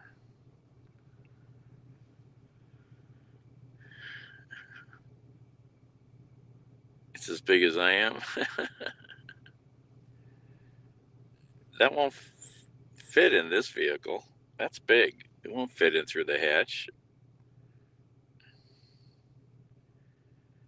Should get something to eat.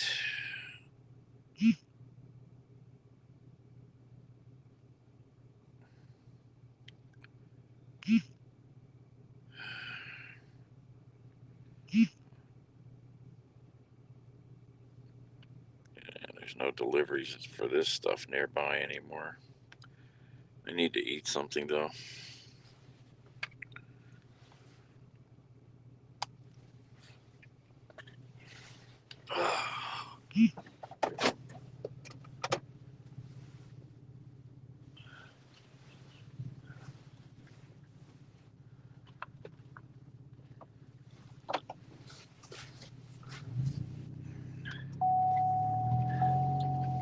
Don't say that, John.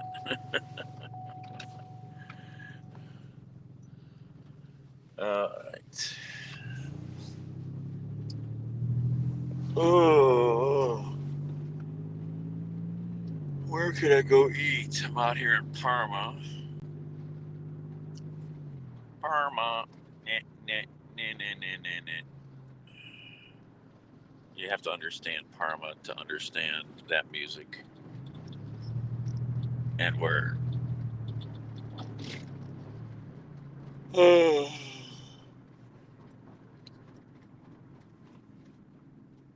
Pink Flamingoville. Let me think. Where could I go eat?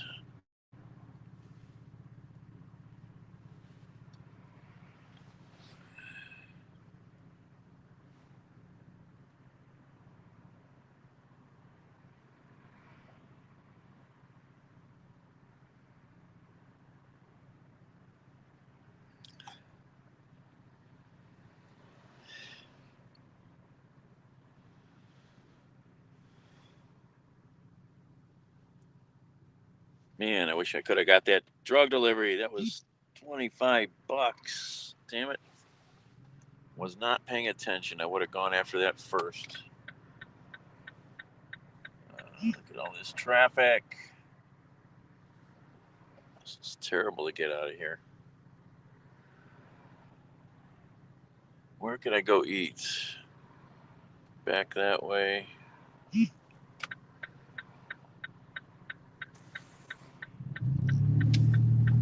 So, little restaurant up here. I don't think I've ever been to. I think it's open. I don't know.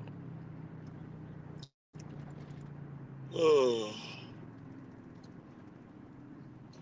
Oh.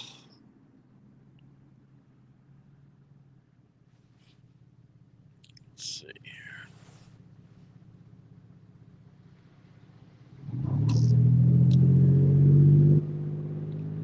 Actually, there's where. Oh wait, I'm on State Road. I'm not even thinking where the heck I'm at. Son of a gun. Do I want to go this way?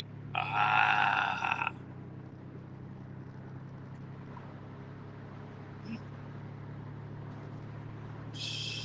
Shoot.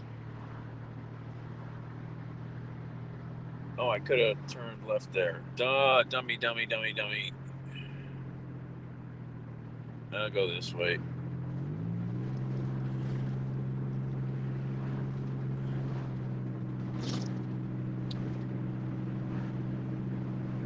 I need coffee. Uh-oh. Flashing lights up here. Oh, school bus. Haven't been up State Road Hill in a while. Mr. Hero. No.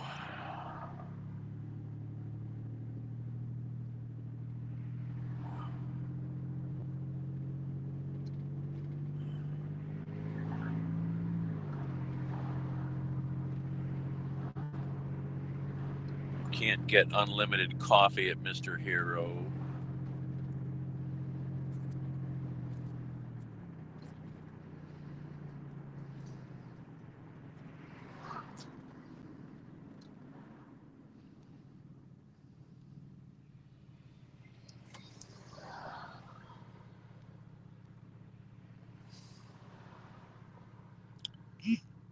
Padua High School on the right. Used to be a big boys Catholic high school. I think it's, I'm not sure if it's, I think it's mixed now, co-ed. I don't know. Oh.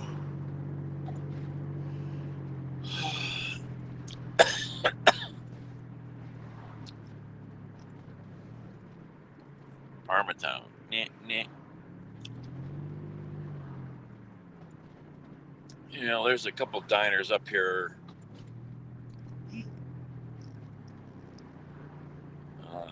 We'll try going to one of those.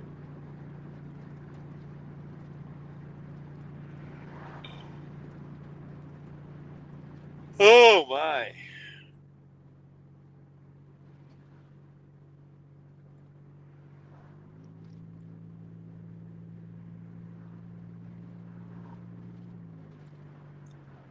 Wow. People still got Trump signs up on their front lawn. Wow. Big giant Trump banners still on their front lawn. Really? You're going to support that knucklehead? I guess some people will. He's got 6 major court cases going against him, and they don't look good.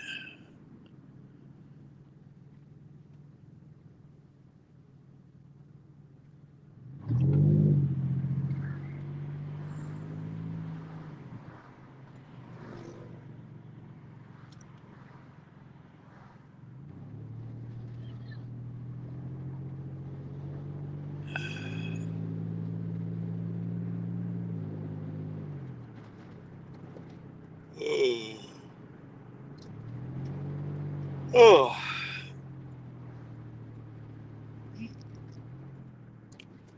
Who is this? Oh, Donna. Hey, Donna. Oh, you grew up in Parma? Okay. I might go to that little restaurant you were at the other day. What's it called? Tony's? I don't think I've ever been in there. I spent a lot of time up at this intersection when I was in high school, being a kid from the west side of Cleveland. How did you end up at State Road and PV in Parma? Spent a lot of time at that place when it was just a simple pizza joint. Stancato's.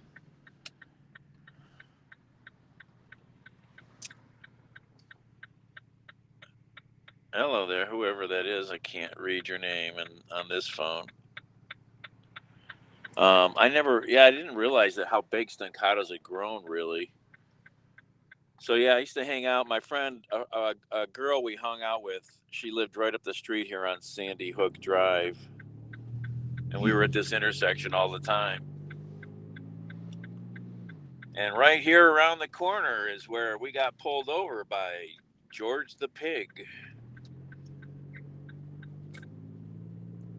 Actually, he's not a pig.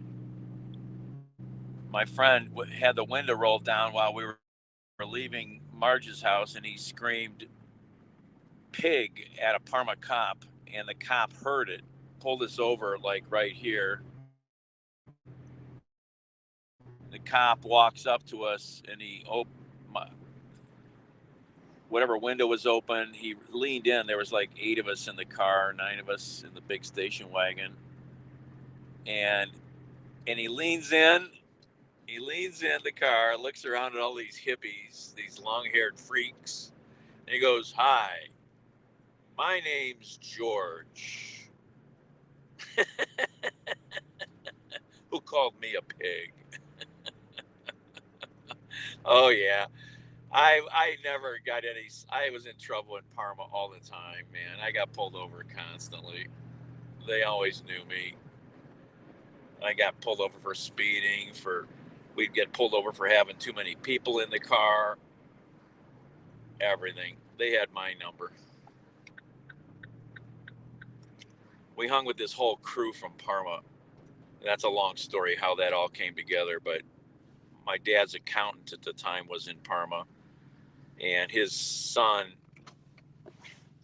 was looking for some summer work, I guess, the one year. We had the nursing homes, and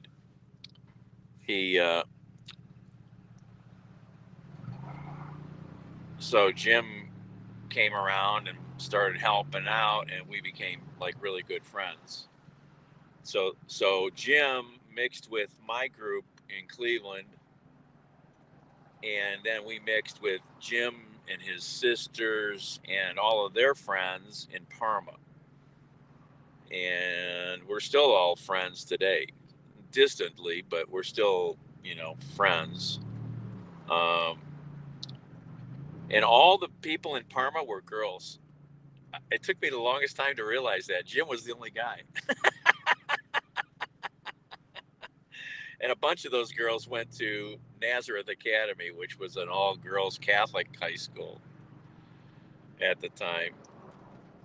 And, oh, yeah. Oh, we had some wild times in Parma, man. Yep.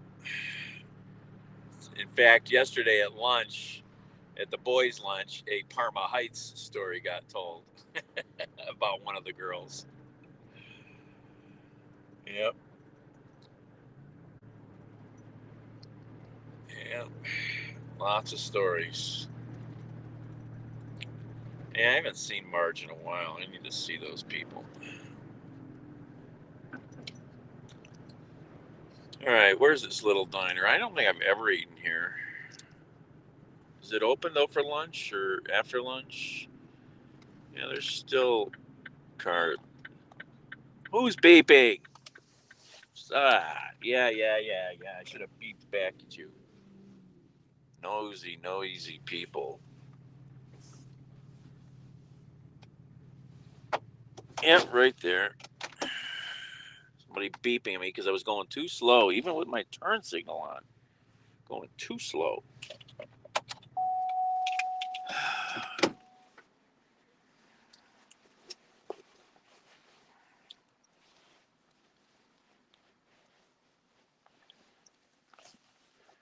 All right, what am I doing? I gotta leave some windows down. It's hot in the car now with the sun out and the wind died down.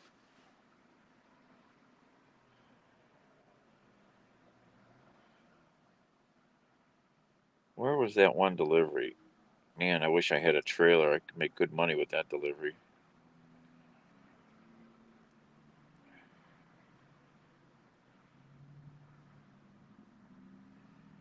All right, well, I need to eat no matter what.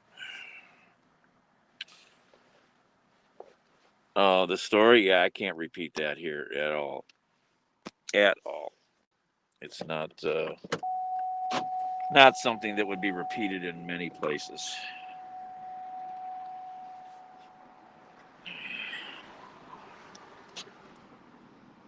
And definitely not in public. Only amongst certain friends.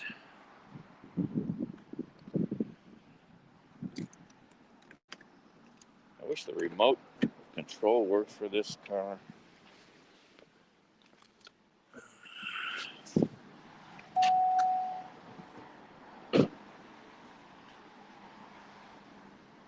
Tony's Family Restaurant. It's called Tony's Family Restaurant. Little diner restaurant.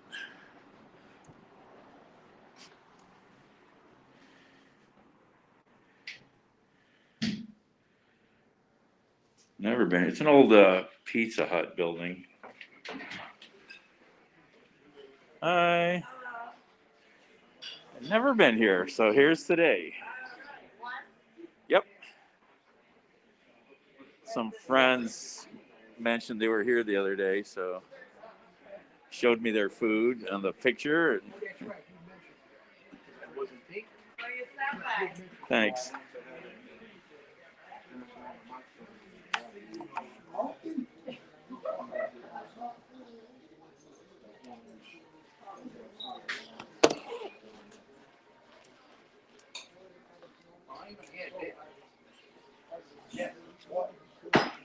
Hello.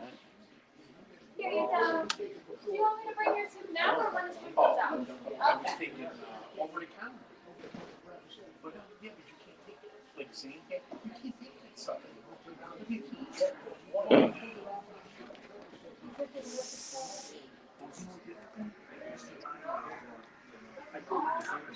Can I get you something to drink? Coffee? Any cream or sugar? Yep. Yes, Lucky. Very chilly. Wind coming in off the lake. 37 degrees with 20-mile-an-hour wind.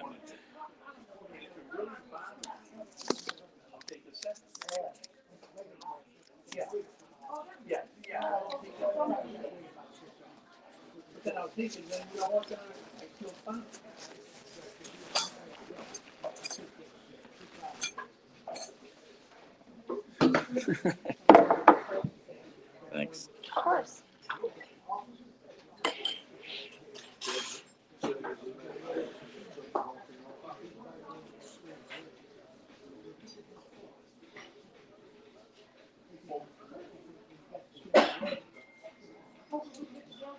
Last scopes. Yes, peace out. Who is that? Peace out, scopers. It's Sean. Oh, hey, Sean. Another name. Another new name. Yeah, it was really cold this morning.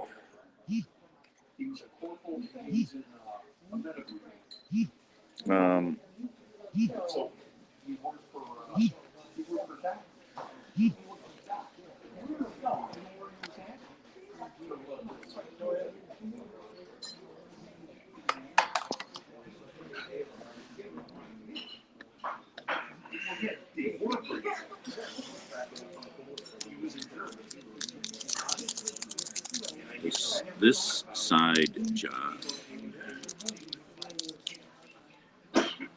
Or only eat candy? What? Oh no, I'm in a restaurant. I get breakfast or lunch or whatever you want to call it. Saying peace out to all my scopers. There you go. Thank you. Alright, never been here before.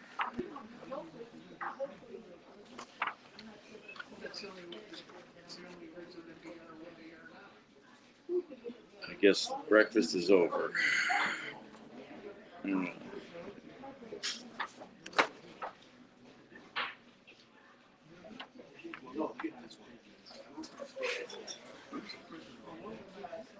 hungry.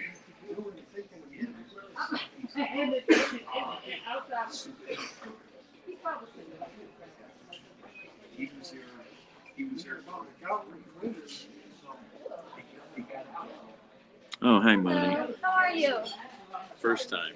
Good. Treat me easy. Do you want me to give you a few minutes? So, no more breakfast, right? Or No, we stop at 3 on three? Fridays. Okay, I've never been. Yeah, I only know some people that are on here. They showed me their breakfast the other day. Oh, really? Yeah. On Our Sunday, I breakfast is think. good. You know. Well, now I know. What kind of soup do you have? We have Italian wedding and clam chowder. Okay. All right, let me give me a sec. Okay, I'll give you 2 minutes.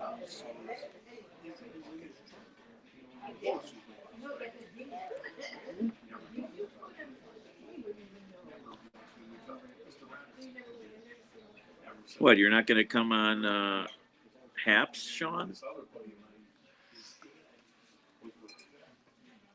You can still follow me on Twitter or YouTube if you don't want to open up Happs. That's where I'm at right now. I'm on Happs. You know that, right?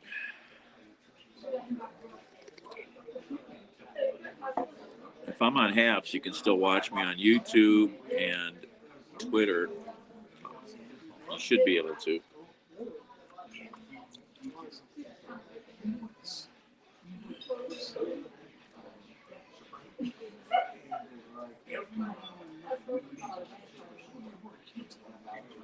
Cope with Happs.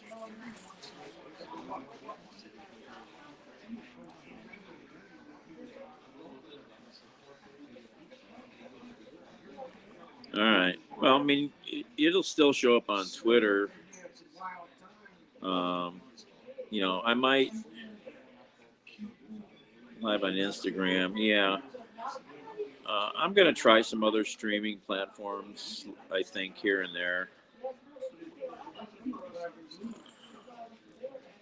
But take a long time for you guys to find me and follow me.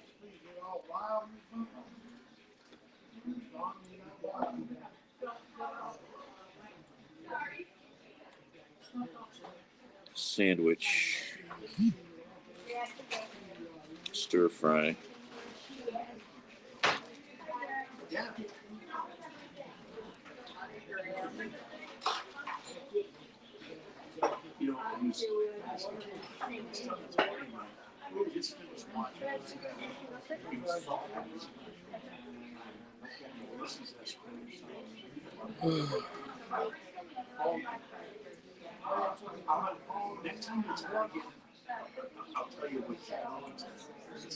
Wow. No, I still haven't looked at TikTok. You know.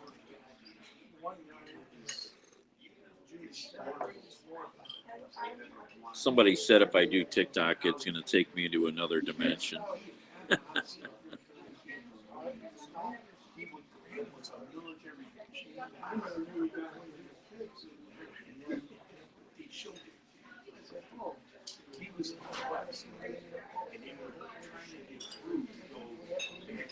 Might do stir fry. Well, stir fries come with soup and salad.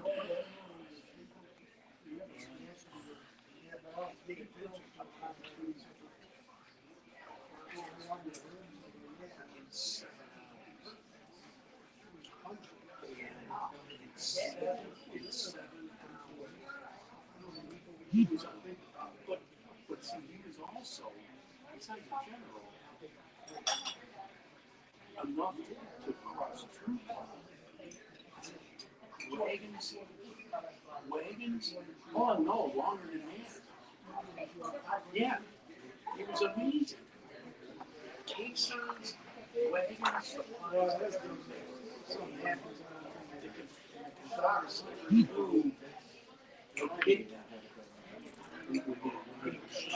Because they go this way, and he went this way.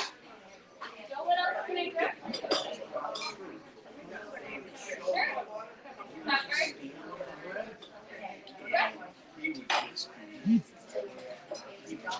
Sure. Enjoy.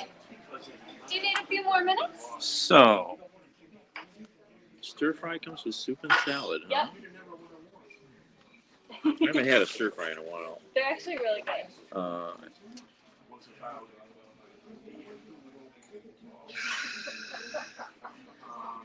Chicken or steak?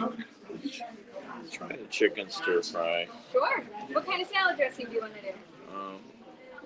What kind of what is your Italian creamy or what? Or Yeah. And would you like Italian wedding or clam chowder soup? I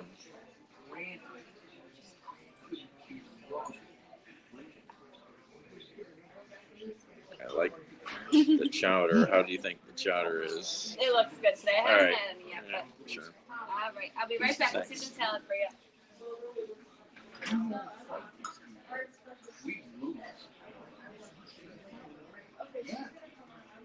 Hey, Mary. Hey, Jack. Happy Friday.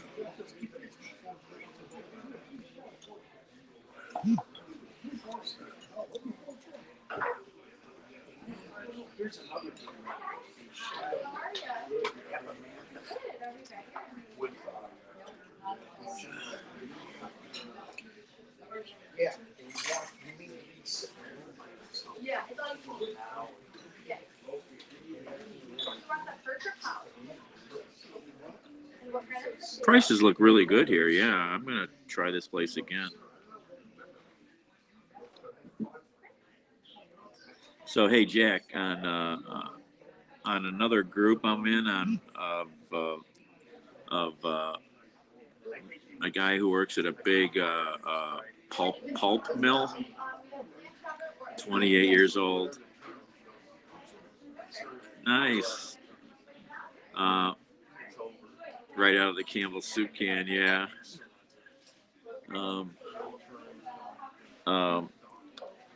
And the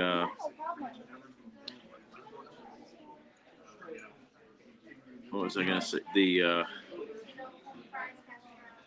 He was showing a what's the brand of those high-end controls sensors? Some of the demolition Pulp Fiction mill, yeah. It used to be the largest pulp mill in the United States, Jack. Here you go. Thanks. There you go. Okay. There you go. How is it, guys? Okay, here's the flyover. Okay. It's a nice looking salad, and we got a little cup of soup. And yes, Rosemont or Rosewell, yes, something like that. You know, I just couldn't think of the name. Yeah. No, yeah, and Rosemont, whatever. Anyhow, the demolition crew at the pulp mill was at some old location, and they had a steam leak or a steam something, 400-pound steam pressure. I should send you a snapshot of the statistics. Scary stuff, man.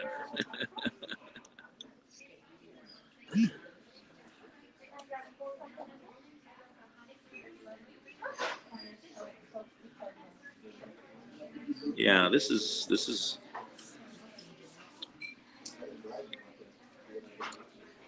exactly.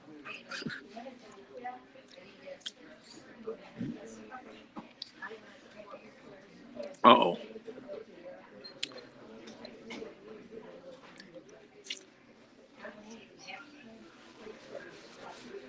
Yeah, hold on. Let me. Well, they have their own power plants, huge turbines. They produce power and they sell it back to the utility.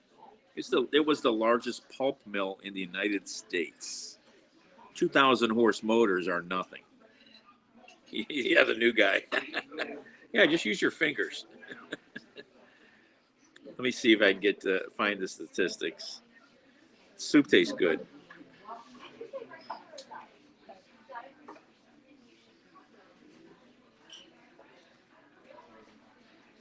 Soup tastes good.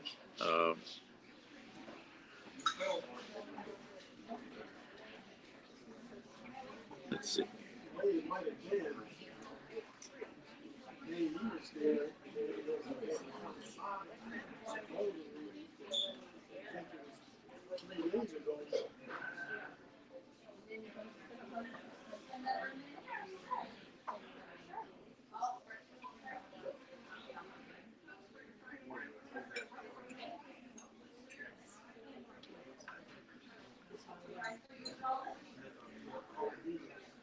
Okay, here it is, Jack. Half are loose. Oh, yeah. So the Rosemont pictured is measuring steam flow. 400 pounds, 100 kpph, 100,000 kPa.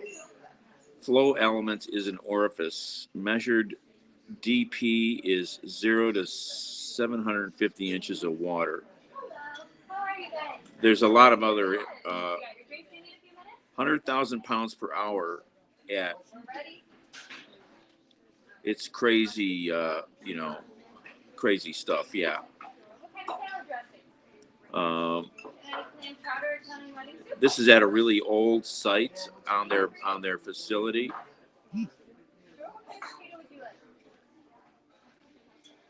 There's the gauge on the line. Any soup?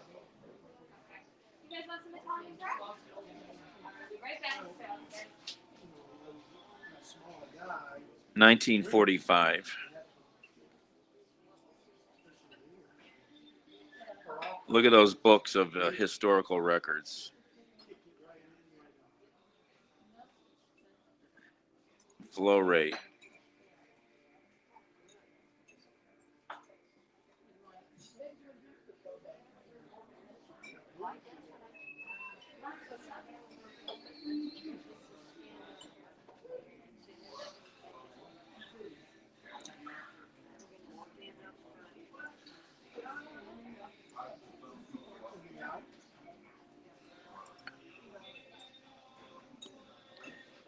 Well, this mill goes way back, way back.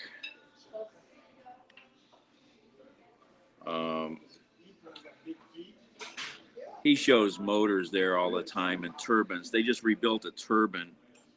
Well, you check for leaks on that stuff with a broom or a 2x4.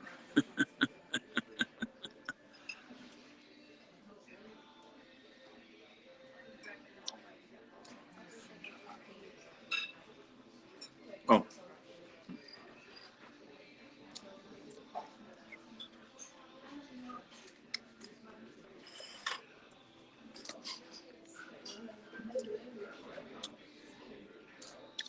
Pulp mills are nasty, yeah.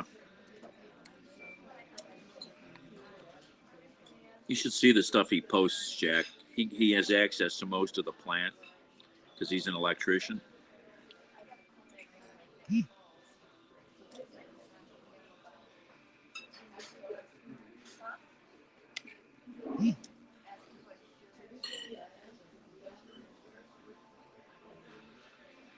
Later.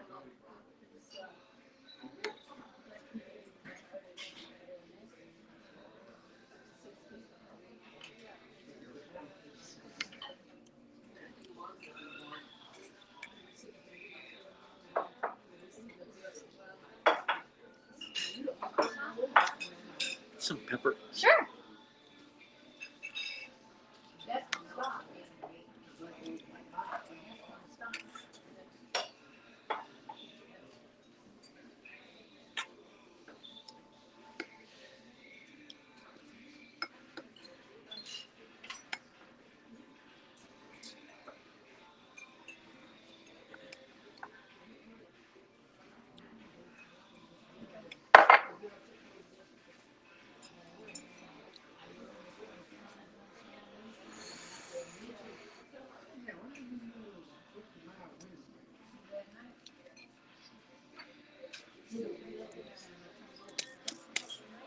Stir fry. And I get salad and soup and bread.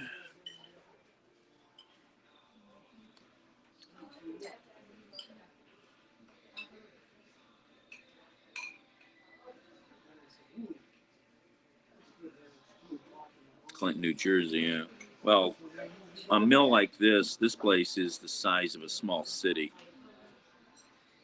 This place is so big it would blow your mind how big it is. It's down in the Carolinas.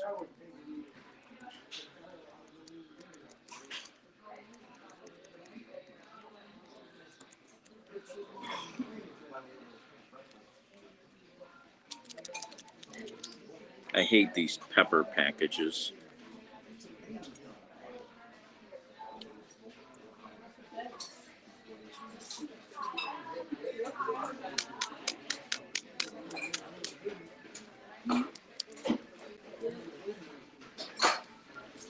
Oh, I could give you a link. You can go look at it on Google.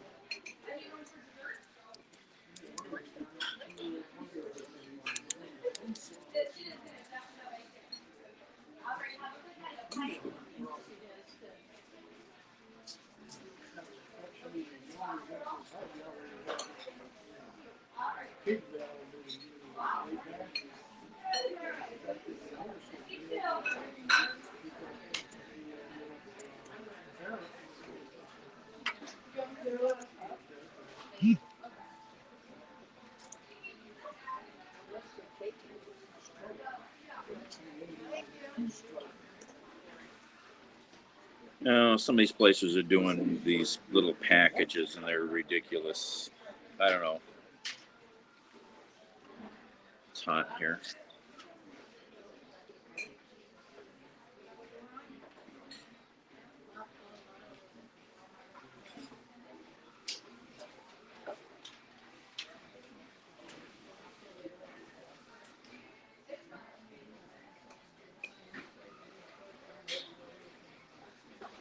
Oh, warm in here.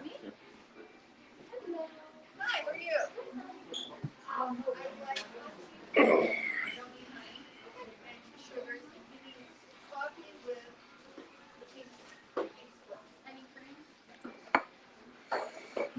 You just wanted regular sugar, correct?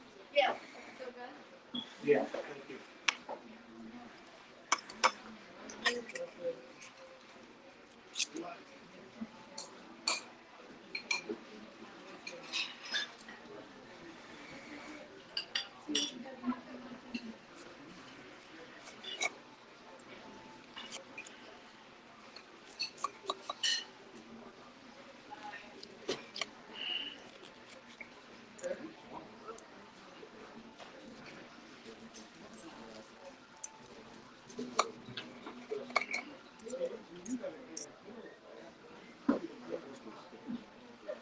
Well, there's an art walk tonight. First time it's been like held in a year, I think.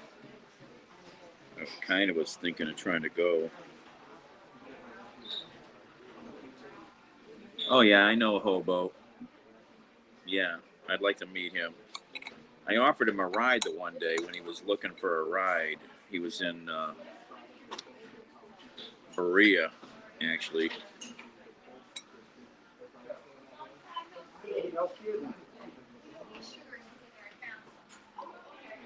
Not the Tremont Art Walk. 78th Street Studios.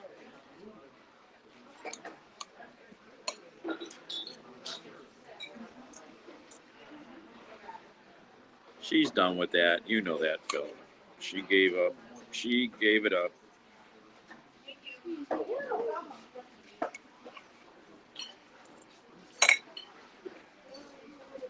Yeah, 78th is awesome. Just awesome. She didn't give up the name? Oh, really? Really? I never realized that.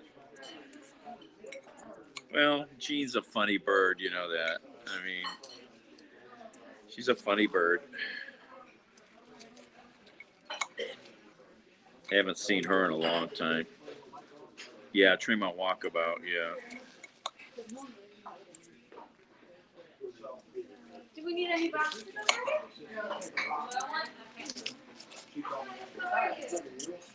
You need a few minutes? Ready? Yeah, well. Yeah, politics of above my pay grade.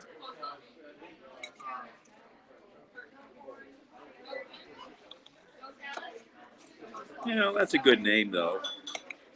The Walkabout is a little broader of a term, you know. So, but yeah.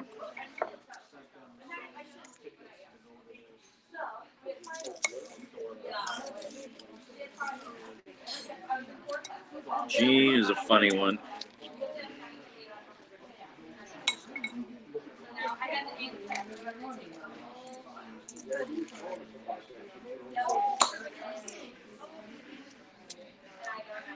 Like, I was so proud of myself because that's a good grade, but it's not good. I'm trying. Here you go. What else can I get for you guys, sugar? Only serious shit. Serious nosy shit. I mean, it's understandable. That's what I did too. I mean, at first I was like, it's meant to be that whole relationship. So if you, I mean, it's no work. And he said that I was talking to him because me and him are good friends, and he said they don't want to take you home. And he said a lot of people think you totally think you guys, but a lot of people do. And he said, I mean, Really? you got these guys on fire.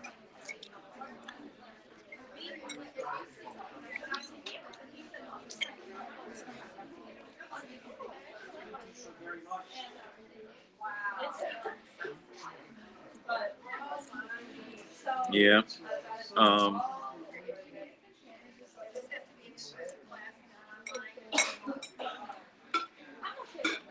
No, it's mostly art. Here, I'll show you the name of the place. You can look it up.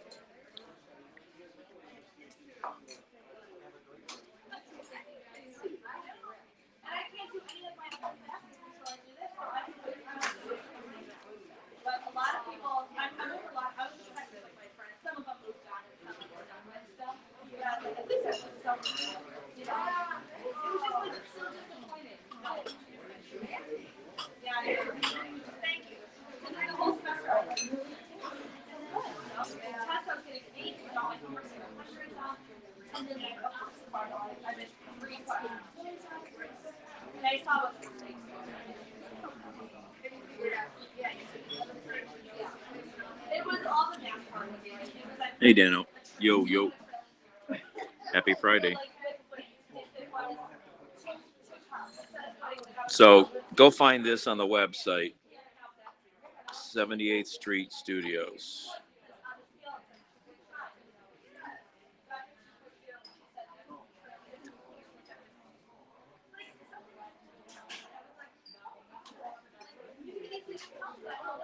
All right, then click on this video and that video will give you a really good idea how big this place is. It's in a giant warehouse, which used to be the home of Baker Motors, and then it was the home of American Greetings creative studio for many, many decades. My mom worked in that building for American Greetings.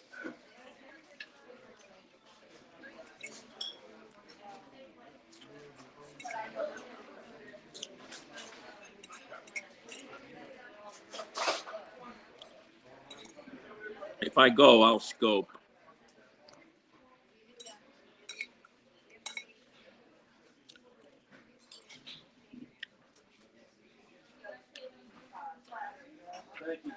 It's huge. It's 3 floors. Yeah, the video, they did a really good job on the video. Alrighty, here you go. Okay, oh wow. What else can I grab for you? Excuse me. I'm good. Maybe water, no ice. Sure. Enjoy. Hi. How are you? I'm gonna have all the fish you can eat. Sure. First your pilot. You want to start? Oh, they got a fish fry. And salad dressing? Okay. Give me a tiny. Sure. Any clam chowder or Italian wedding? Does it come with it? Give me the clam chowder. Sure. I'll be right back. Okay. You got a fish fry? I didn't know about that. Take it back. Take it back. My first time in. Oh, you can eat. I heard you say that, yeah. You can eat about 10 pieces if you want. Right. Is this only during Lent or No, all the time? Really? Okay. I mean, I've driven by this place I probably have eaten here once, but I don't remember. They give you a lot. And, Figure you get all the fish you can eat, home fries, soup and salad. Right. So it's $11.99. I know, that's what I got this. This is $10.99. Soup, salad, stir fry, you know. Yeah. My daughter said, don't eat meat today. Oh. Okay. Thank you.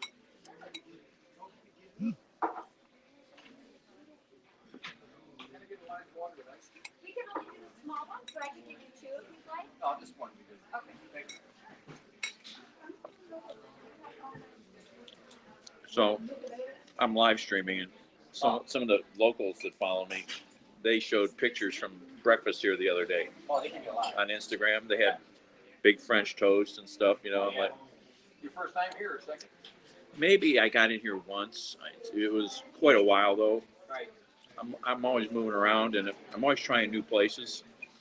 So I'm like, I just finished a delivery up in Parma. It's like, let's head over this way because there's this place. There's a couple places over here. Yeah. So I'm like, let's go here to Tony's. And breakfast, they give you, this is only, since the COVID-19, so it's my 3rd time back here. Okay. I missed it. Me and about 3 other guys retired. We come here for breakfast all the time. They're afraid to come here. I said, why? Wear your mask when you come in. They said, I'm going to take it off. I've got friends who still, you know, they're not going to go anywhere till after a week after their second shot. Absolutely.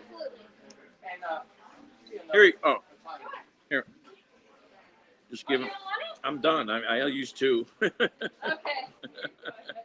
Oh, okay, thank you.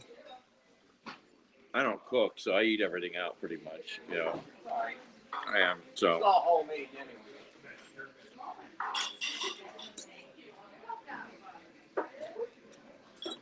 I'll be back. Oh, I'm sure.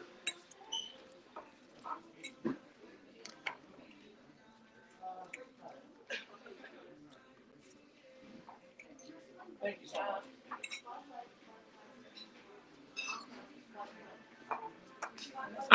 Mary, I don't believe any of that nonsense anymore. Tomorrow's the first one. In fact, they called me and left me a voicemail. I didn't answer it because it was a weird 800 number. Right. But they left a voicemail. You get these people. You won the Publisher House clearing. I don't. And they sent me a check yesterday for $6,975. Oh yeah. They said put that towards your legal fees when you win $2,500,000. Right. And I'm looking at it. I call my daughter in San Diego. She said it's all scam. Yep. All scam. All scam. So they called me this morning. Oh, did you cash your check? I said no, because I don't believe it. Why? Yeah. They're trying to hook you. Yeah. Get access to your account. I teach people about that stuff all the time. Oh, they cried. Yeah. How you can win 2,500,000 plus a BMW. My friend, he actually got scared good enough by one of them on an IRS scam. Oh. He almost bit into it. He was like, his wife was like, no. My daughter's husband, he checked on it last night. He said, where'd you check from? I said, it says from Columbus. He said, this money is coming out of California, so it's a scam. Yep. Yeah, no. I like I say, I try to educate people all the time. Try anything.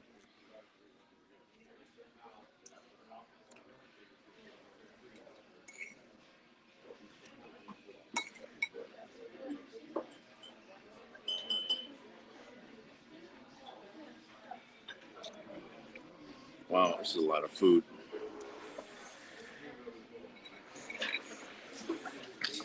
Tell you what, you walk out and you're hungry for something wrong. Yeah.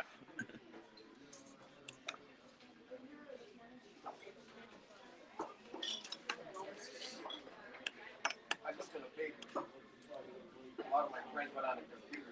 All these churches are giving you one piece of fish and 3 pierogies. Well, it's a fundraiser too, though. Yeah. For $12.99, it's like come over here and eat like a king, man. Yeah. One piece of fish and you eat it. No, that's not much.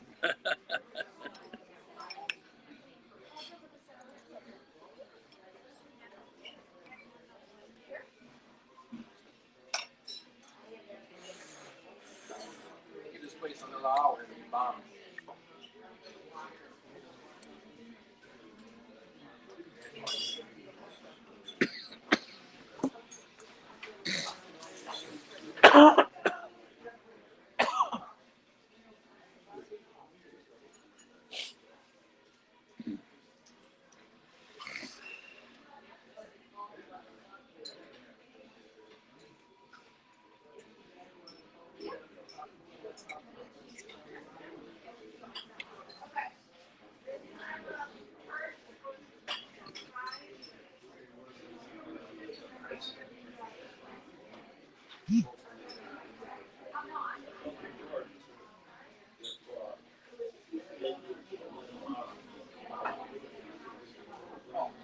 Bring me 3 extra pieces of lemon. Oh, lemon, sure. How you doing? Good. Good. Thanks.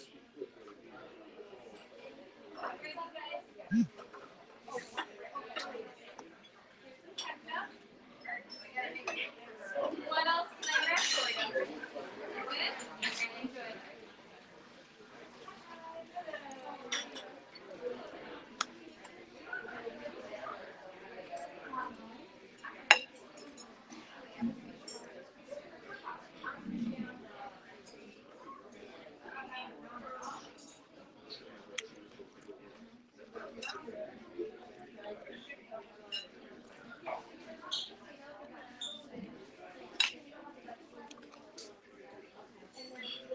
My 2 cousins, since the Corona-19 started last year, they haven't been out of their house.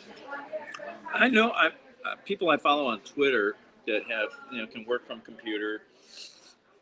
Yeah, some of them have only gone out to shop, and maybe that's it. They're both retired. They didn't even go out to shop and call Johnny and Eagle and have it delivered. Right. Well, I do some Walmart deliveries, and I just found out there's a thing called Walmart Plus, like Amazon Prime. You pay $12.99 a month, and you get unlimited free deliveries. Yeah. So there's tons of people buying their groceries this way because it's cheaper than them even getting an Uber to go to the store twice and come back home. Oh, wow. Yeah. And so, yeah, there's... and that delivery with everybody else is not free. Right. Hey, Alan.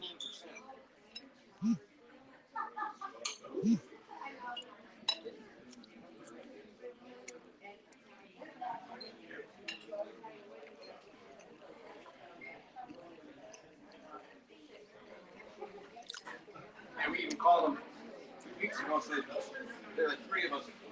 My two cousins were girls, and myself. We say we stop over your house. We sit in the driveway when the day's nice, like it's 67, 68. No. We don't go out. You sit 6 feet apart. Put your mask on. Lots of people are doing that.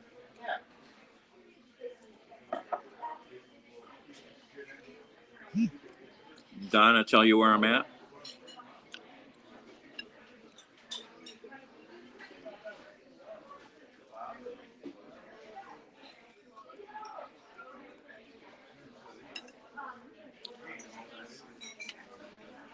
Heck, the first, since from November to June, I rode the bus and the Rapid every day. I didn't have a car for 6-7 months. Wow. You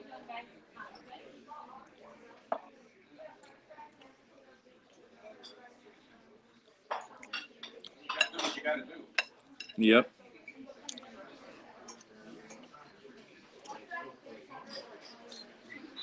I got both of my shots. Got the second one about 2 weeks ago. Okay. Everybody talks about having a hard time getting an appointment. My daughter was in San Diego. She booked me right up at the marketplace, Giant Eagle. My sister made her appointment at Giant Eagle a couple days ago, and she went today to get the first one that quick. So when I made my appointment with the city of Cleveland, they're rotating it around the city at the different rec centers. Right. So I made it last week, and it was for this week at Zelma George on the east side. Both mine were the same place, Marketplace and Giant Eagle on Pearl Road. And of course, just after I got the appointment, that's when they announced the big FEMA site down at CSU. Right. And I know a bunch of people that have already gotten in and out of there. It's fast. It's they're operating that place like a really well-oiled machine. When I go home, I'll call my two cousins, ones that are afraid to come out. See if they got their shots. They're both retired. And they're in their 60s, so I'll see if they got the first one.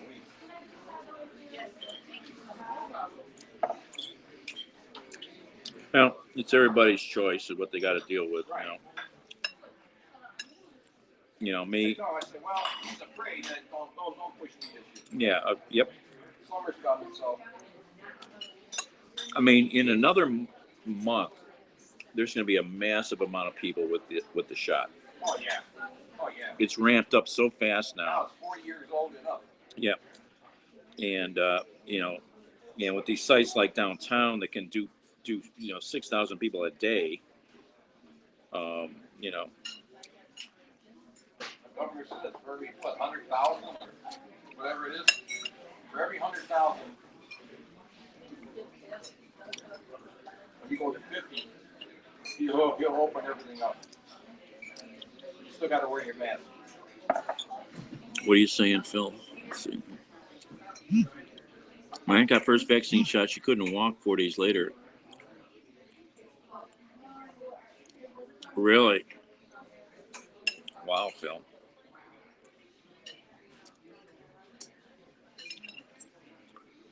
Well.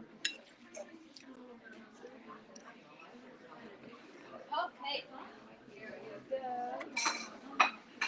Hello. So, what else can I grab for you? Go ahead, can I get some, help me out. Cabbage. Coleslaw? Coleslaw. Sure. Hey, bring me about three cabbage. Sure, there's some for you. Right there. I'll grab your coleslaw. Thank you. More fish, guys? Okay.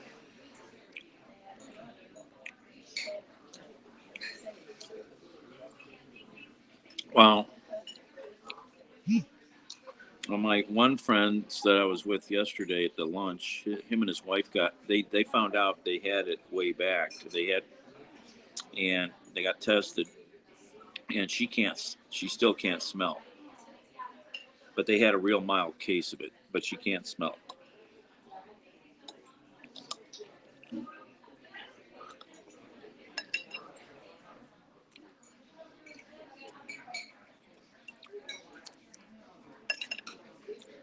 No. It's possible that could be something that's genetic too. Some of that stuff will show up, you know.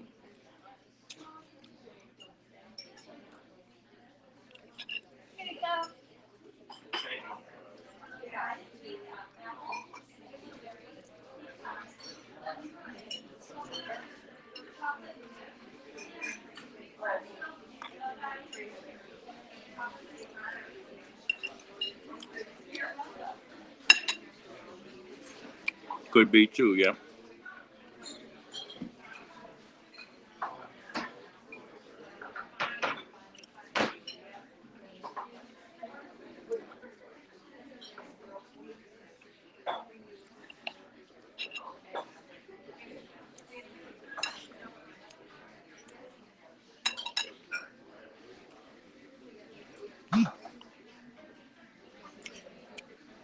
Okay.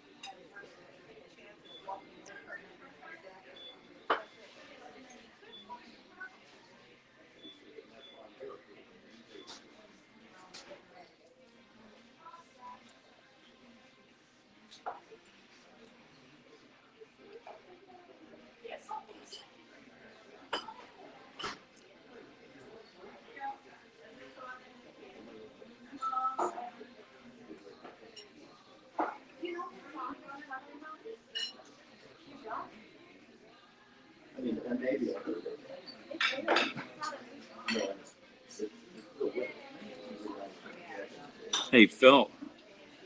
How you doing?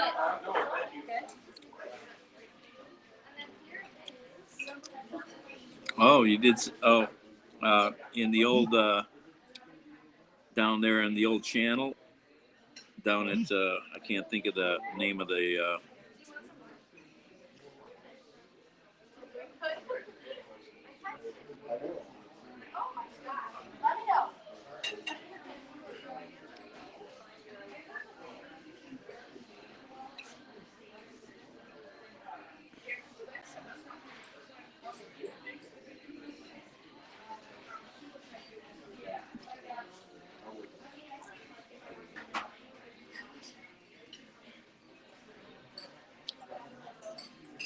I know,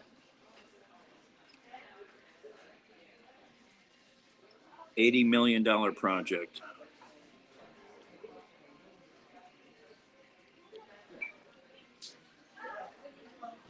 K&D bought it, of course.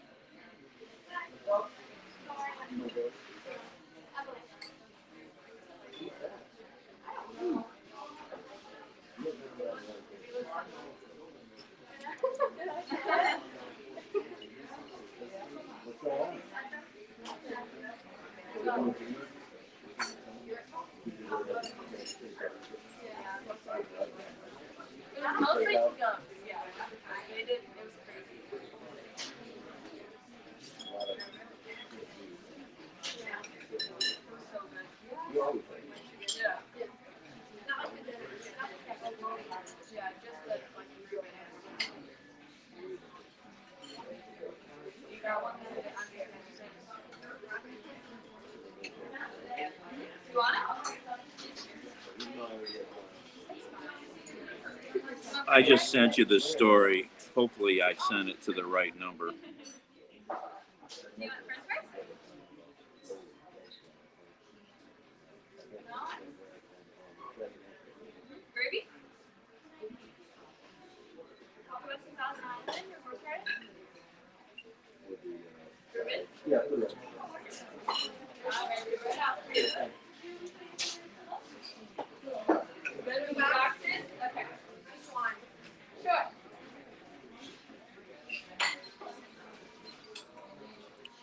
They're going to put 56 apartments on the lower half of the building.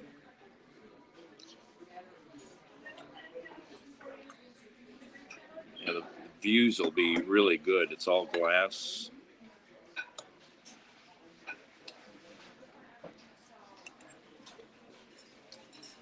There you go. Thank you. Fabulous views of Public Square.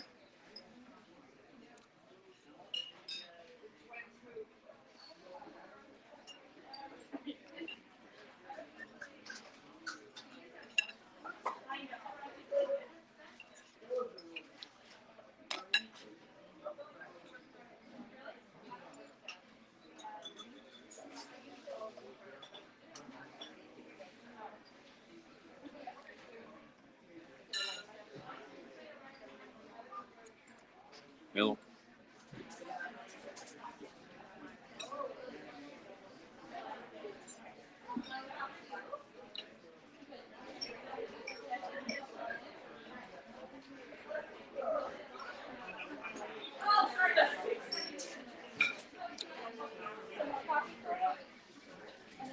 Right. And Michaela hasn't got back to you?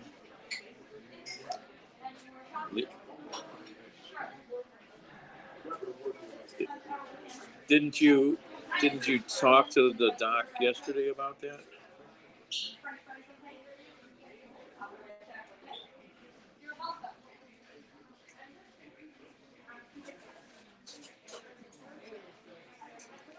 Well, make sure you call Michaela now, even leave a voicemail. Okay. All right. I mean, I would leave another one with the doctor, even if you can get through to her voicemail.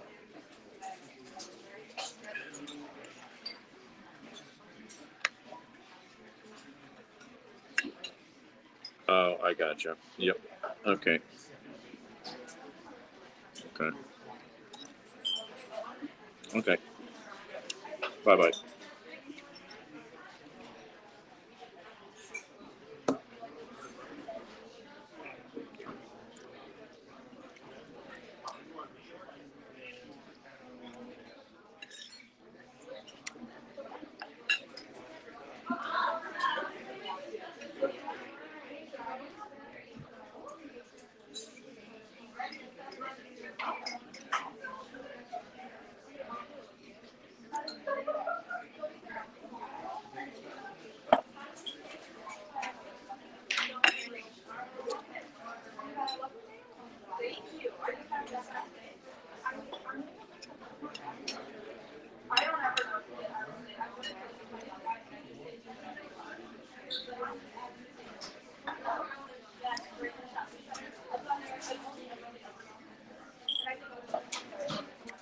All right. I think I'm going to hang up for a while.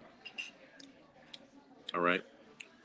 See if I can get the energy to go over to the art walk, or maybe do some more deliveries. All right.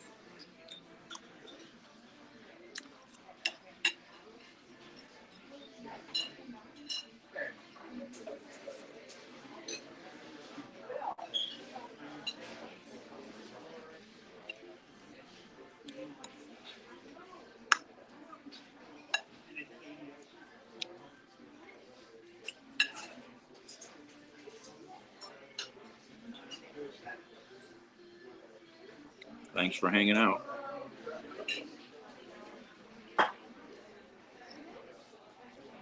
If I go to the art walk, I'll be back.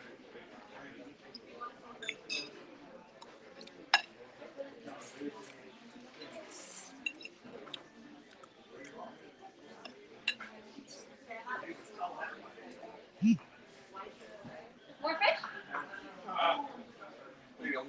In a little bit. You need a box? Are you doing okay? I'm still working on it. All right. Bye, everybody.